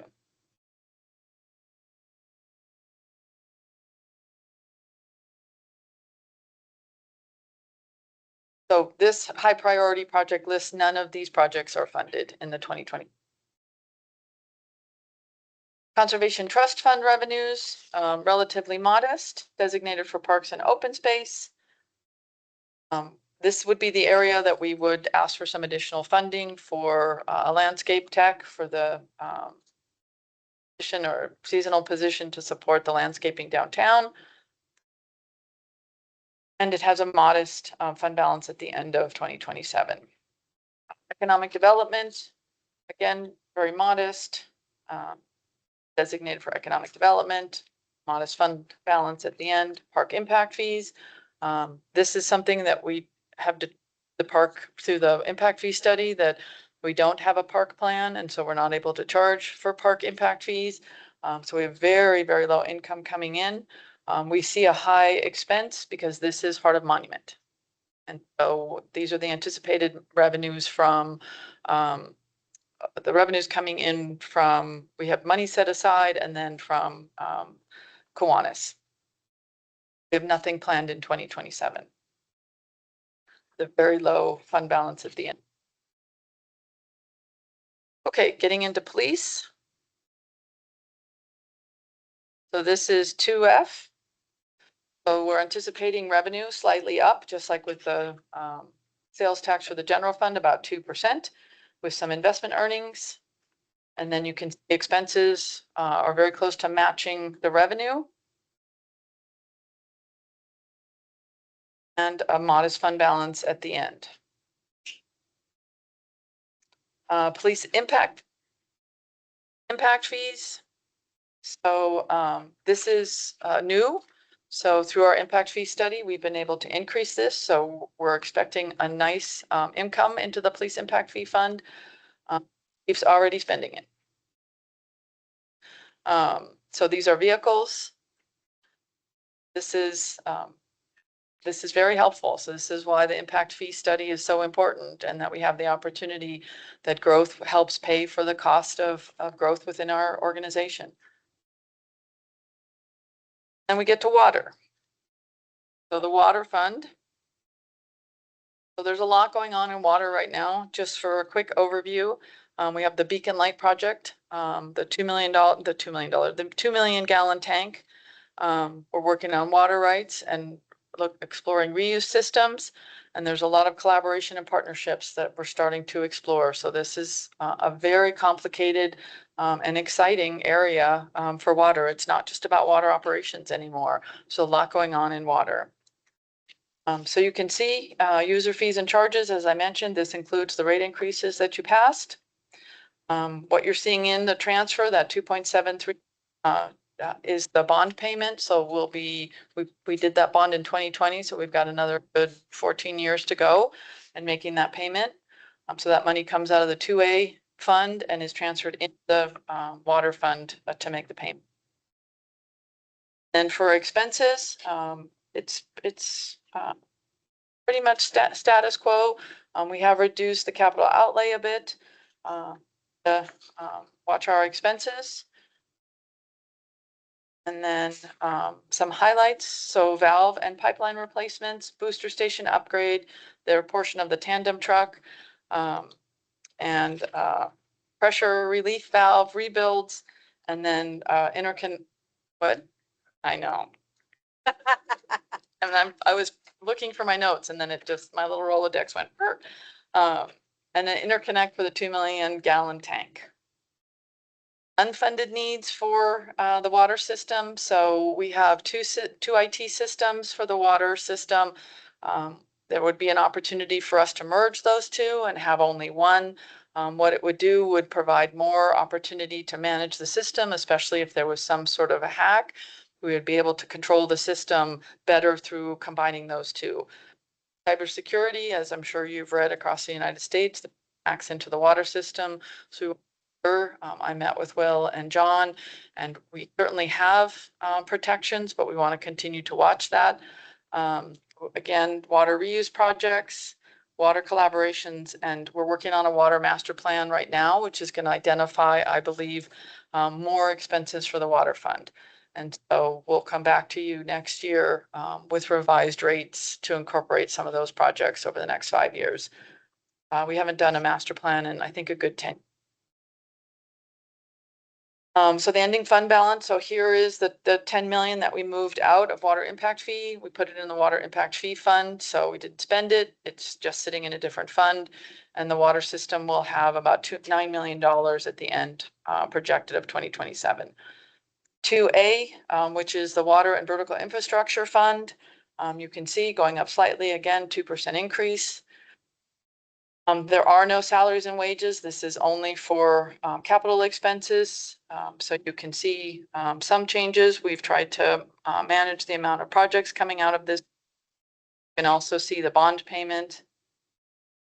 Some highlights are 300,000 for a new tank, transmission, $1 million for future water projects, 2 million for renewable water, and then the bond payment. Ending fund balance about $2 million at the end of 2027. Water impact fee. So again, 10 million. The fees will continue to go from a revenue standpoint into that fund. And then, and potential expense we're putting aside is $5 million for water rights.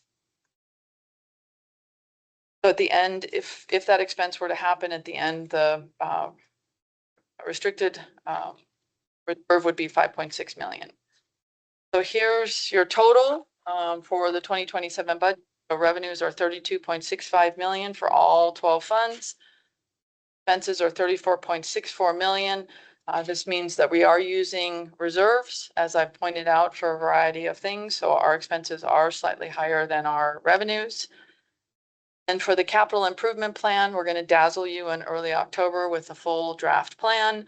But it'll basically have an executive summary, a financial summary, a total list of projects, all projects by fund.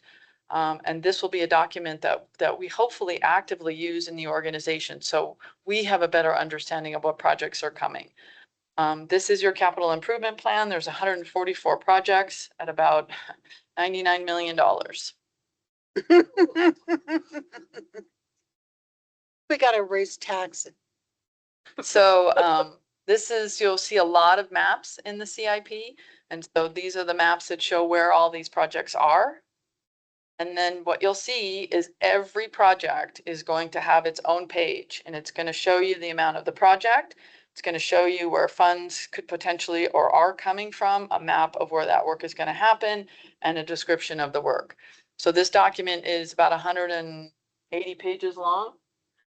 Every single project will have a page like this. So you're really going to understand what we're planning, and you will be able to prioritize as you go through that document. Maybe there's something that's been on the to-do list for a long time that we've missed, or you would prefer to have happen instead of something else we've identified as a priority. But I'm super excited for Steve to go through this with you. Another example, just kind of showing you what it's going to look like. Okay, now it's your turn. So, some things for you to discuss and to give me direction. Are you interested? So again, as a reminder, here's your general fund unrestricted reserve. So we're anticipating at the end of 2027, if all goes as planned, which it does, about $9 million. But if you look at the forecast, right, we're still spending more than we're making on a very modest budget. You'll also notice that our Tabor reserve went up by $300,000 based on a new categorization by our auditor. So we've had to put a little more money into that. Are you interested in taking some of those monies, 200,000, 250, 500, and putting them into an emergency? Remember, the emergency fund is there in case some catastrophic thing happens. There's monies available to be able to utilize to do that. The Economic Stabilization Fund is exactly what happened to us in 2025 and 26. If there's some sort of dip, but we know there's going to be a recovery, we could potentially use that stabilization fund instead of having to make drastic cuts. Now, our situation was a structural deficit. It was an ongoing deficit. And so we wouldn't have used the budget stabilization fund because it only would have been a Band-Aid. But there are circumstances, COVID, for instance, right, where there is a blip.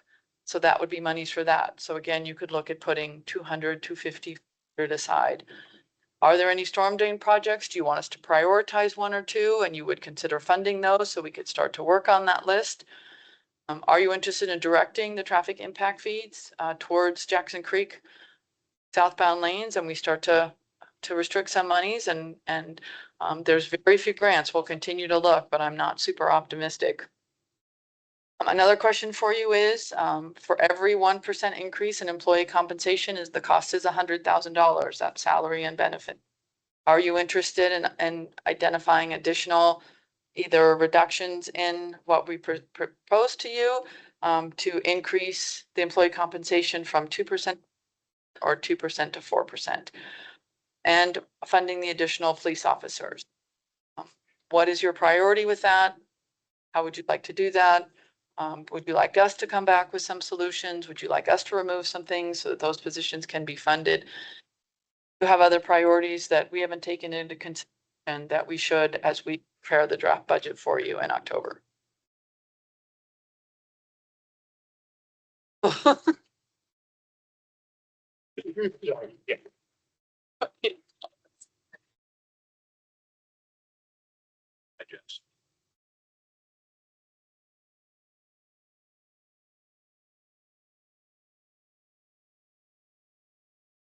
Remember, Good news for us. but remember how much better off we are. Really don't lose sight of that. I want you to take pride in that, and that the community knows that you guided us through some really difficult decisions, and we're able to have better conversations, hard conversations, but not how many more people are we going to lay off, and what more are we going to cut, and what services are we going to stop. That conversation we're not having. We're just trying to look ahead. Two things. For one, I think it's just it's getting the job done. I think that person is behind the list of consideration, whether it's 2, 3, or 4%. I'd like to see those numbers and what that amounts and how that affects everything else. And also, I know over the past 2 years, Public Works has been taking a constant hit. And they're out there trying to provide a service with inadequate equipment. That list that you showed us, is that the priority list, or is that just items that came up in the discussions of what was found out? The list of their capital requests, that's what rose to their, so this came from Public Works, and this is what they think their top priorities are, but by no means covers the full priority list. Yeah. So I would like to see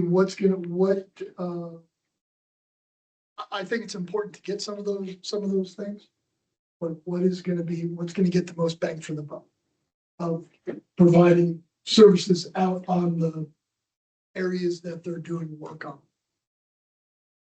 Instead of just, hey, here's my wish list. I just think it's very important, because if they don't have the equipment to do the job isn't going to be done either expeditiously, correctly, or the employees are going to be working twice as hard. Safe and safely. We want them to be safe. You will find, as part of the CIP that Steve will present, will also be the asset management plan. So you'll see a list of all the equipment, and we'll be able to identify other things that are of high priority for Public Works. But you'll know every piece of equipment and vehicle that we have. I want to ask a question on this slide before this one spreadsheet. That one? No.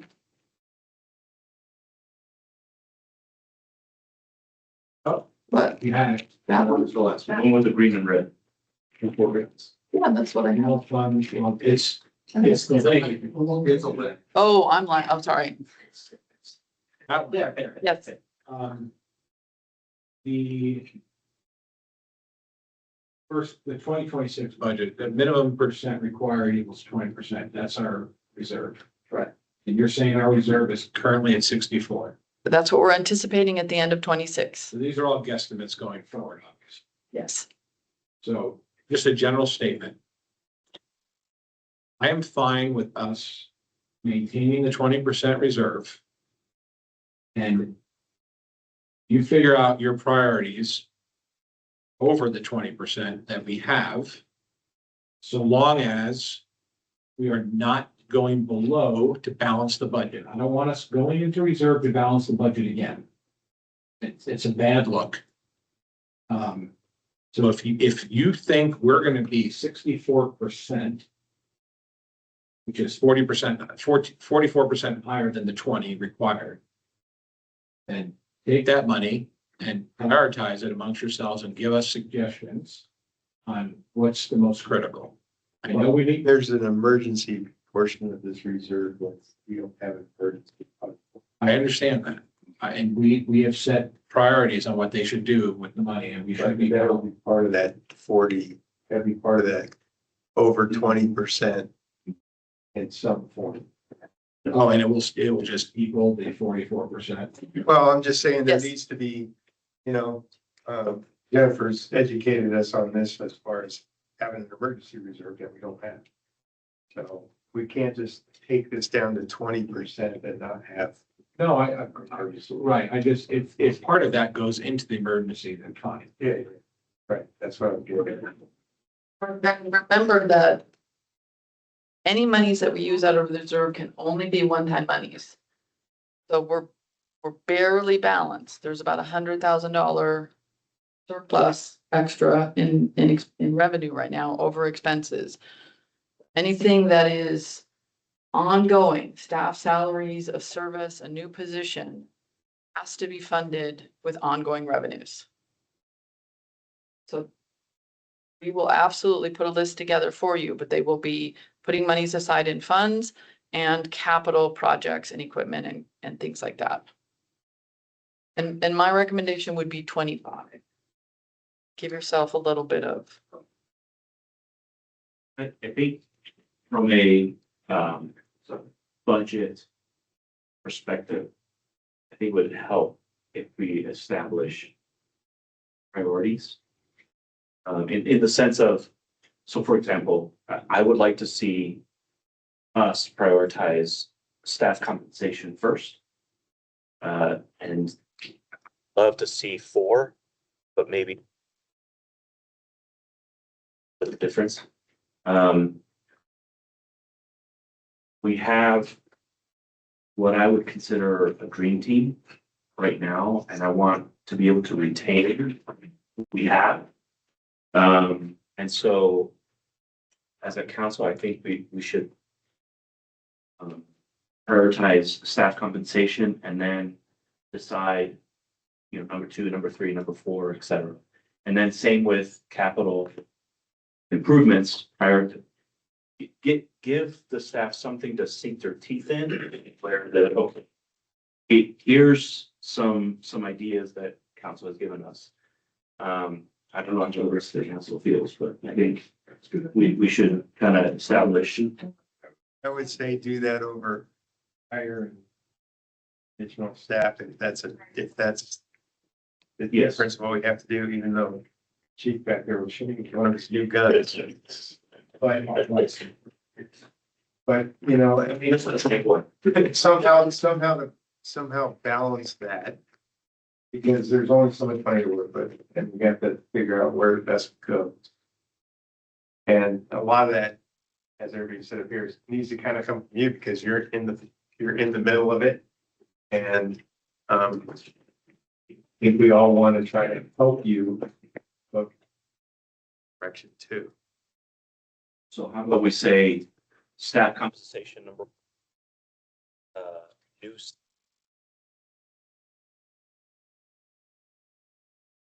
Number 3 and 2, I don't know. I'd rather them bring us back in. Yeah, okay. But what your wish list would be, Okay. then we can give you our wish list. Because it's, you guys are in the middle of it, and we're not. Are there any projects? Can we just look at maybe capital expenses? Are there any projects that rise to your priorities? Pretty far away. Yeah, Jackson. You already said take fees, put it toward that potential. I would agree with that. So I don't think it's Jackson enough. Creek Parkway Well, I know it's not enough. and so, Yeah. well, the buildings they're given, and there's still, if the revenue's there, the cop bonds is still an option for infrastructure, but no. Revenues wouldn't really cover that. Right, that's what I'm saying, if the revenues are there, but I hard thing is staying in the back of my mind that we, At least the emergency. yeah, the emergency can actually be, if it's not done and it needs to be done. Working on it. Not saying you need to do it now. As for me personally, the priority is the connection. So we have options. Okay. And it used to be, I don't know, was it $75,000 or something like that to make the connection? And it was gonna be months. With inflation, it's probably gonna be years now and $7 million. And I'd like to make sure that we can get this part of the project done and then before another revenue cycle goes past and or inflationary numbers change. Okay. I've been talking about that connection for 6 years. Okay. Another question, jumping away from projects, another question, because you had talked about potentially hiring a part-time mechanic. Has there been discussion or looking at setting up some kind of contract? Auto mechanics here in Monument or Colorado Springs to have some kind of contract with them, which it might be more cost effective than hiring a third person to work on the vehicles. We've done some preliminary information looking at that. It's been a couple of years, I don't know. What we do send out vehicles now when. Yeah, I know. That's why I asked that question. Is that the book that it's like something.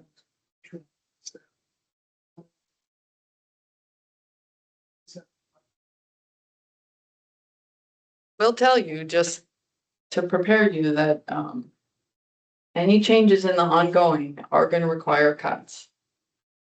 Remember, there's about 100,000. This is just projection. So there's 100,000 right now in excess revenue over expenditures.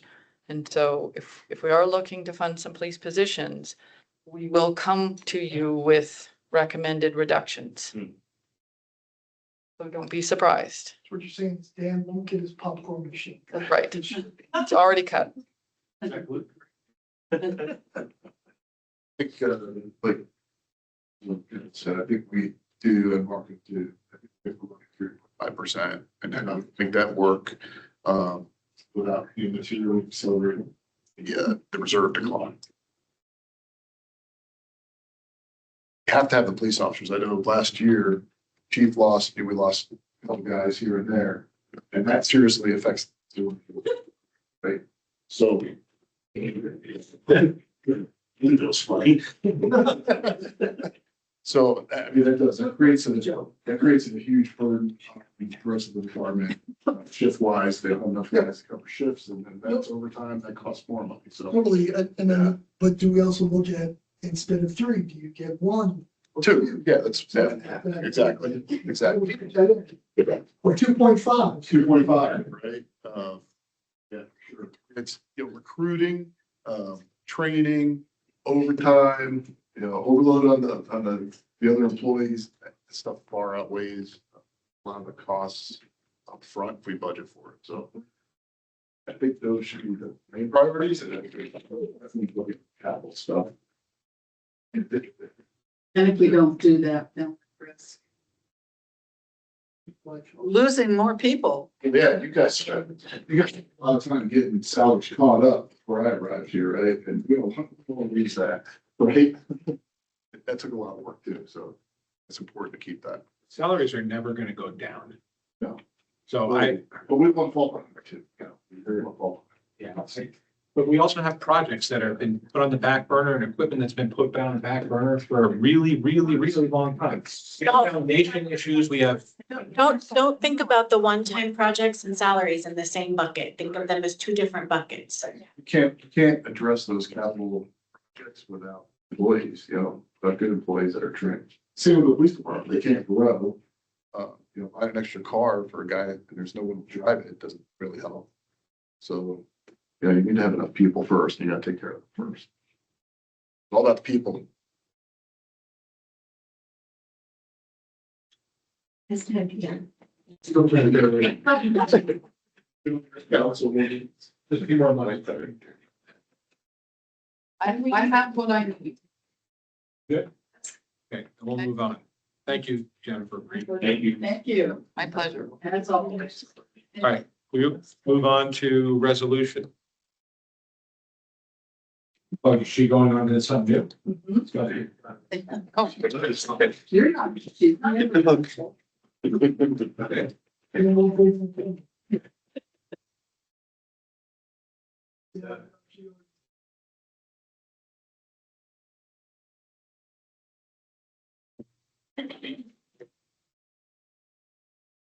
Hello.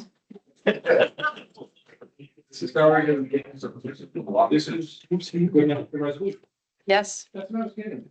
That's exactly what I was gonna say, was that we had a resolution. 54/2026. Good evening. So this item is the new fee schedule. We have been working on this for quite a while.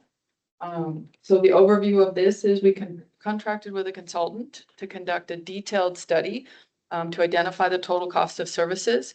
If the consultants are gracious enough, I believe they're still online. If there are some technical questions with regards to the report.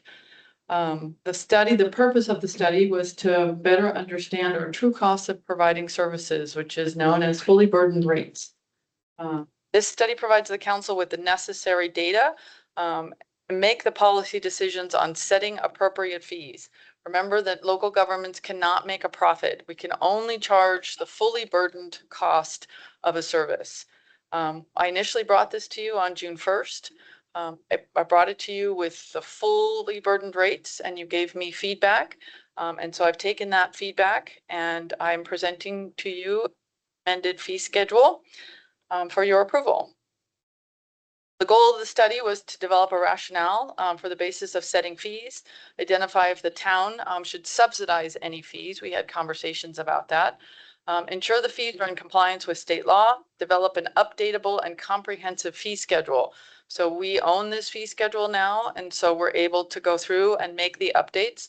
So every year we can come back, and whether that's CPI or we have changes, we'll be able to update that and bring that to you. And maintain compliance with town policies and goals. So the fees that we reviewed was administration, parks, police, court, planning, and water. I already presented the water fees to you and you've approved those, and so they're not being included in tonight's presentation. Determine a fully burdened rate. So we took the salaries and benefits of employees that deliver services, operating costs applicable to those operations, department support, supervision, administrative overhead, which is direct costs, indirect costs of townwide overhead costs, and we calculated productive hours. So this isn't the hourly rate we make. This is the cost of a productive hour that I provide towards a service. So the attached fee schedule, what I've attached for you is the existing fee schedule, which is attachment number 2 to the report. And then also on your dais in front of you, you will find a new attachment 1. I removed a chart G from that. That was a mistake. That was a duplication from the old fee. The fee study that I'm recommending you approve tonight is in front of you. It's exactly the same, except G has been removed. So just real quick to go through, in administration, we increased 10 fees, reduced 6, and 30 remained unchanged. For court, we increased 5 fees and added 7 new ones. In Parks and Recreation, we made no changes. In police, we increased 3 fees, added 2 new fees, and 8 fees remained the same. And in planning, we increased 27 fees, and we brought it back from full cost recovery. We added a 20% subsidy. As Dan explained, part of what we do here is we protect the community and protect the town. And so to charge developers 100%, there is some benefit and some obligation of the town. And so we came up with the 20% subsidy. This is completely at your discretion. This is just our recommendation. We added 2 new fees and 8 remain unchanged. So our recommendation is to adopt the resolution and the attached fee schedule. And I'm happy to answer questions. Again, if you have technical questions, I can't see who's online, but I believe the consultants are there. And I'm happy to help however I can. Thank you. Questions for council? the other municipalities? Yeah, we're pretty similar. We're still less expensive than Triview in the planning fees. Less expensive. Are you guys are on planning fees? Their own, not planning, but yeah, the others. It's not the planning, sorry. Yeah, they have other, It's the impact fees. Sorry, different fees. Under like police impact fees, is that single family dwelling? That like police responding to it? No, the impact fees are for the growth. So that's the new fund that we just set aside that was, we're able to charge those now with regards to the impact of growth on police services. And they can use that for capital only.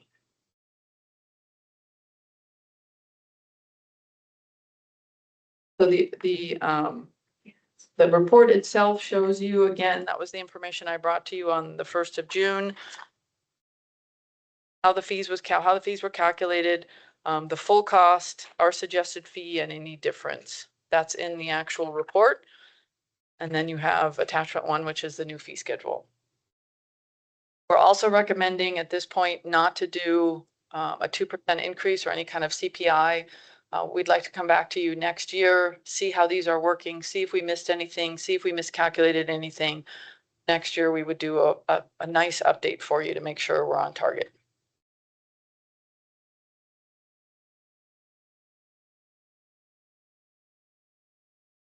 Study again. Nope, no, this is now ours and we can be responsible for it. And it's very user friendly. They did an excellent job. And so we're able to do that on our own.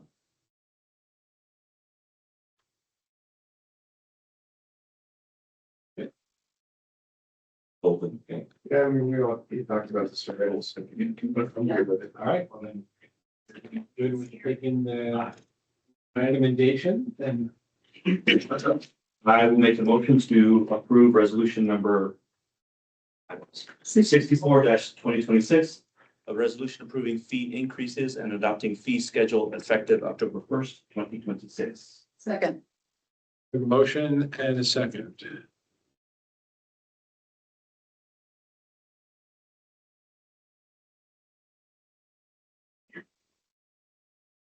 Motion passes 7-0, and now we will move on to resolution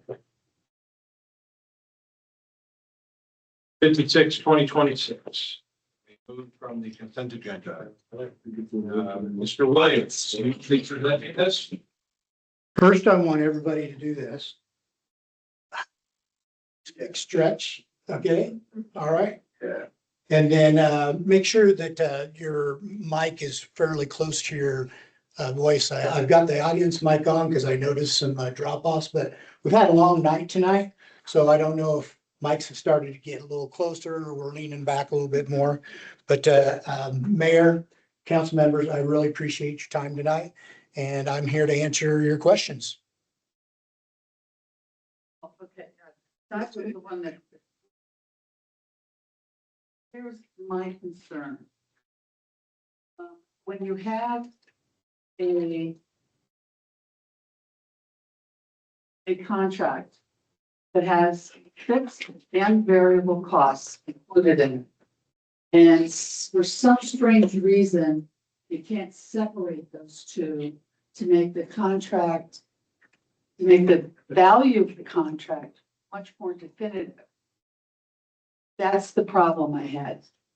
Why is it that we can't do a contract that says, here's the NTE for the fixed piece, and here is the historical usage on the variables. And we have a minimum and a maximum, whatever. And that piece is the variable part, such that, you use a hypothetical, which is why I even came to this.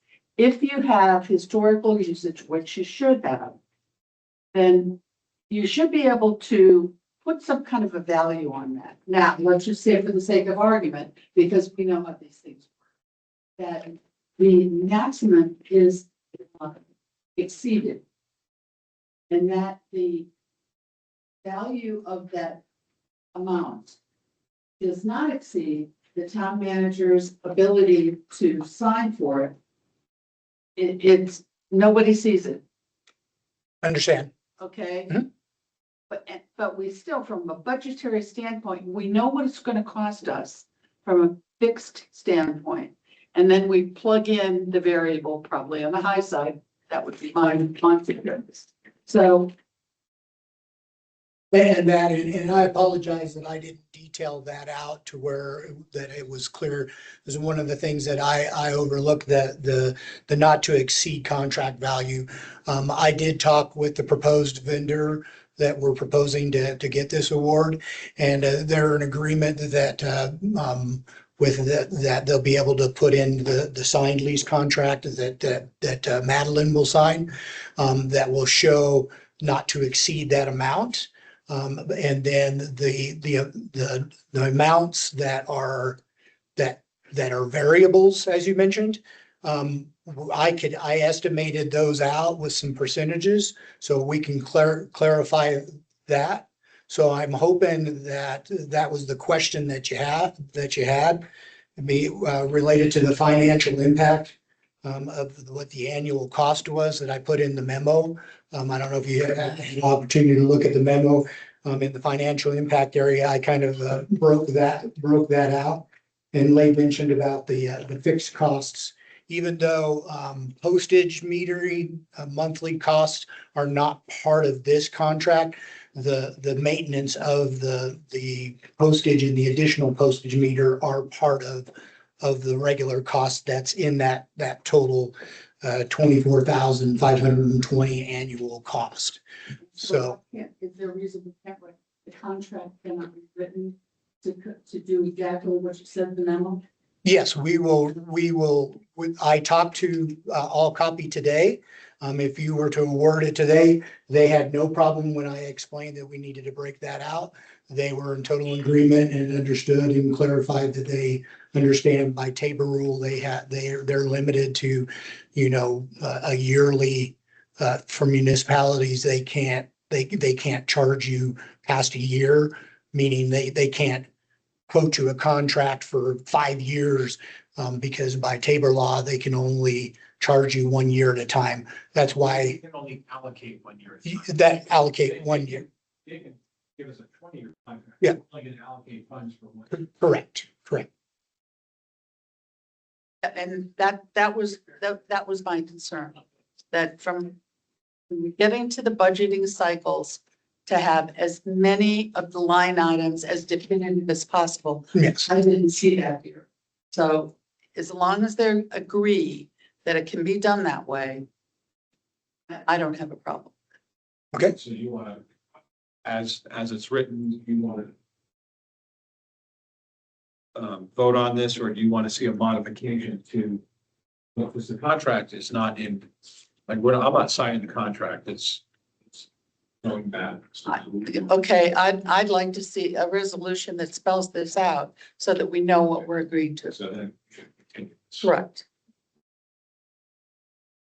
There a date limit on expecting this? Are we able to? No, I gave them that expectation that we may have to move this out, and I had already talked to them 30 days ago. If we went past to the end of this current contract, would we be able to continue? And they had no When's the problem with that. contract in? It's August 21st, the current one. But this is gonna have to go to September. This contract's gonna expire. Is there a chance that you can have this wrapped up for the November 8th meeting? Yes, sir. Can I make a comment?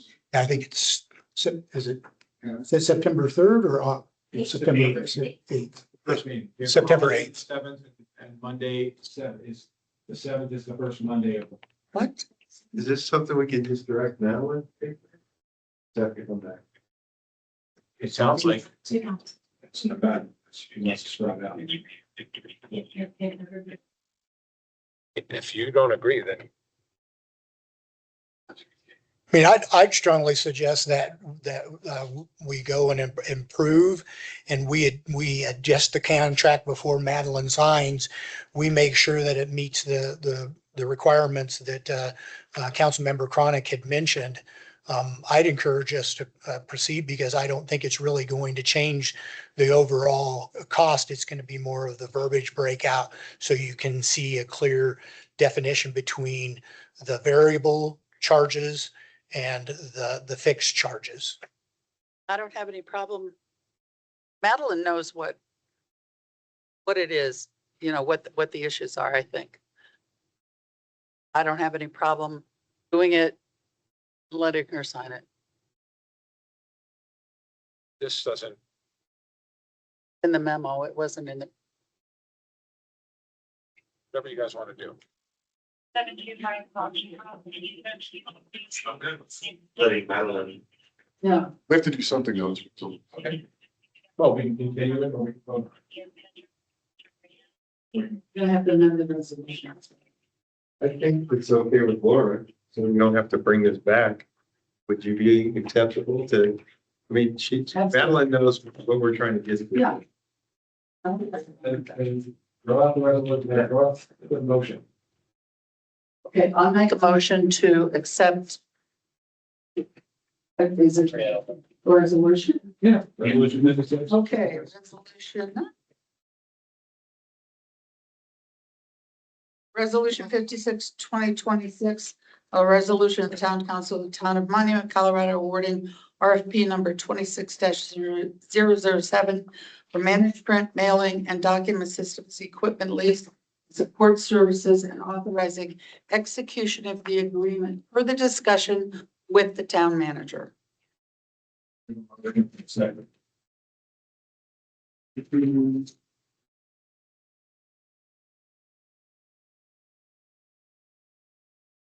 Thank you. Motion passes 7-0. Thank you, Will. Thank you, council. Next up, future agenda item authorization. What do you have for us tonight? We don't have anything for you today. What? It's 2 weeks. It's a couple meetings in a row. This is getting boring. What the heck? Okay, then we will move on to your report. For the sake of time, I'm just gonna say it was a really busy month. We accomplished a lot of things. We've made some progress on a lot of projects, succession planning, we're moving forward with a lot of our strategic goals. And July was very busy, so I'm happy to answer any questions, but just for the sake of time, I'll make it quick. Well, congratulations to you and say it, the planning, the finance, police, the public works. I'm sure it was a whole group effort to pull ACO into the town of Monument. And HR, I'm not sure what you had to do. Clerk. I know, because I saw, for those of you who didn't get to see it firsthand, Madeline was glowing the entire time event was going on. As well she should. Yes. And so I just, awesome job to you and the team for putting it all together. Yep. All right, so she's got nothing else. Council comments. Any council members got any comments? Yes, I have two. First, the fun stuff, the heavy equipment petting zoo that happened, Saturday. That's right. In the military, when you have static displays, it's called a petting zoo, especially when it's stuff that is the adversaries that you just happen to find on the road. What's that? Air Force. That explains a lot. Yes. So we call it the petting zoo. And so went Saturday. I was just floored. I was expecting a couple fire trucks. Cool. No, it was everybody and their mother showing up, which was awesome. So kudos to everybody that had a hand in it. It was really awesome. Forest Service was there, or Forest Service was there. Public Works was there. And of course, fire department and police. And we got to see the new vehicle with the we need a drone deployment, like little shooters. I'm just kidding. But put that down. So I think it was, I think it started, we were supposed to start at 9, and I was talking to a few folks. 8:30, people were already lining up and parking and ambling to get to the vehicles. So it was awesome. Second thing, would like to propose to the council that we maybe have a Triview Town of Monument, some sort of work joint meeting of some sort. Some topics that I think we should kind of address is the transportation study as well as the stormwater study. And maybe opportunities to collaborate with not just the study itself, but the execution of those two studies. And then maybe some sort of targeted development collaboration, i.e. restaurants that we would really would benefit from. Posing it to the council to see if that's something that we want to do year or nay or. Sure. Have fun. I think the next step would be seeing if either one of us approaches the Jason Gross or town manager to director. I don't know what's the best way forward. Jason and I talked, and he wanted to get together and have a one-on-one, so it might as well be a whatever. I mean, we'd have to list that as a public meeting, right? Correct, yes. Okay. I think coordinating dates will be challenging too. Right. So, and if he calls me, I'll bring that up. Okay, awesome. And that's all. I was one of those people that showed up at 8:30.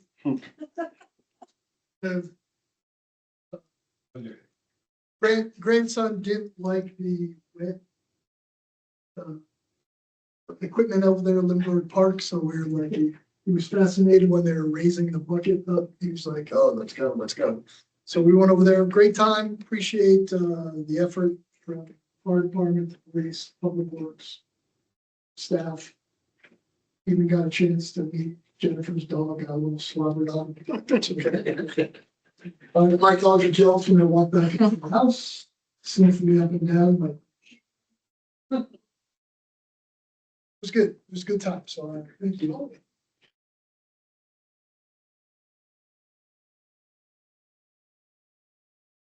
I guess I was the cleanup crew for the for the petting zoo. I didn't show up till 11, but that's because my my granddaughter's transportation system was late. I text you that there's plenty of pancakes left. Pancakes. There was pancakes. They were still making pancakes. I saw Marco, so sorry. Mark. And I was talking to a few folks who said people started lining up. I got there. I talked to Jonathan Bradley and asked him if they were going to do it again. And he said, "Oh my gosh, yeah, we're going to do it again." And so had a great turnout. They were super happy with that. And yeah, see where I'll probably left. See where I'll leave. We're sending to you their jobs. But yeah, John.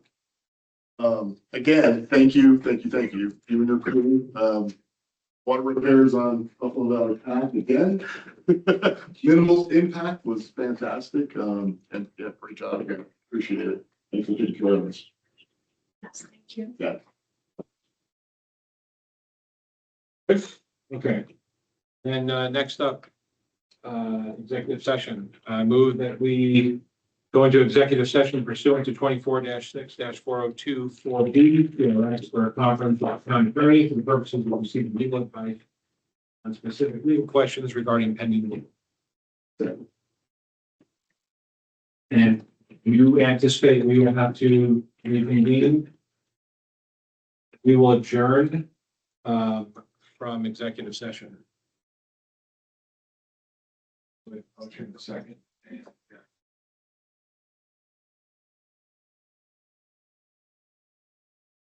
Motion passes 7-0. Thank you, everybody, for coming. Thanks, Carrie. And staff. And staff.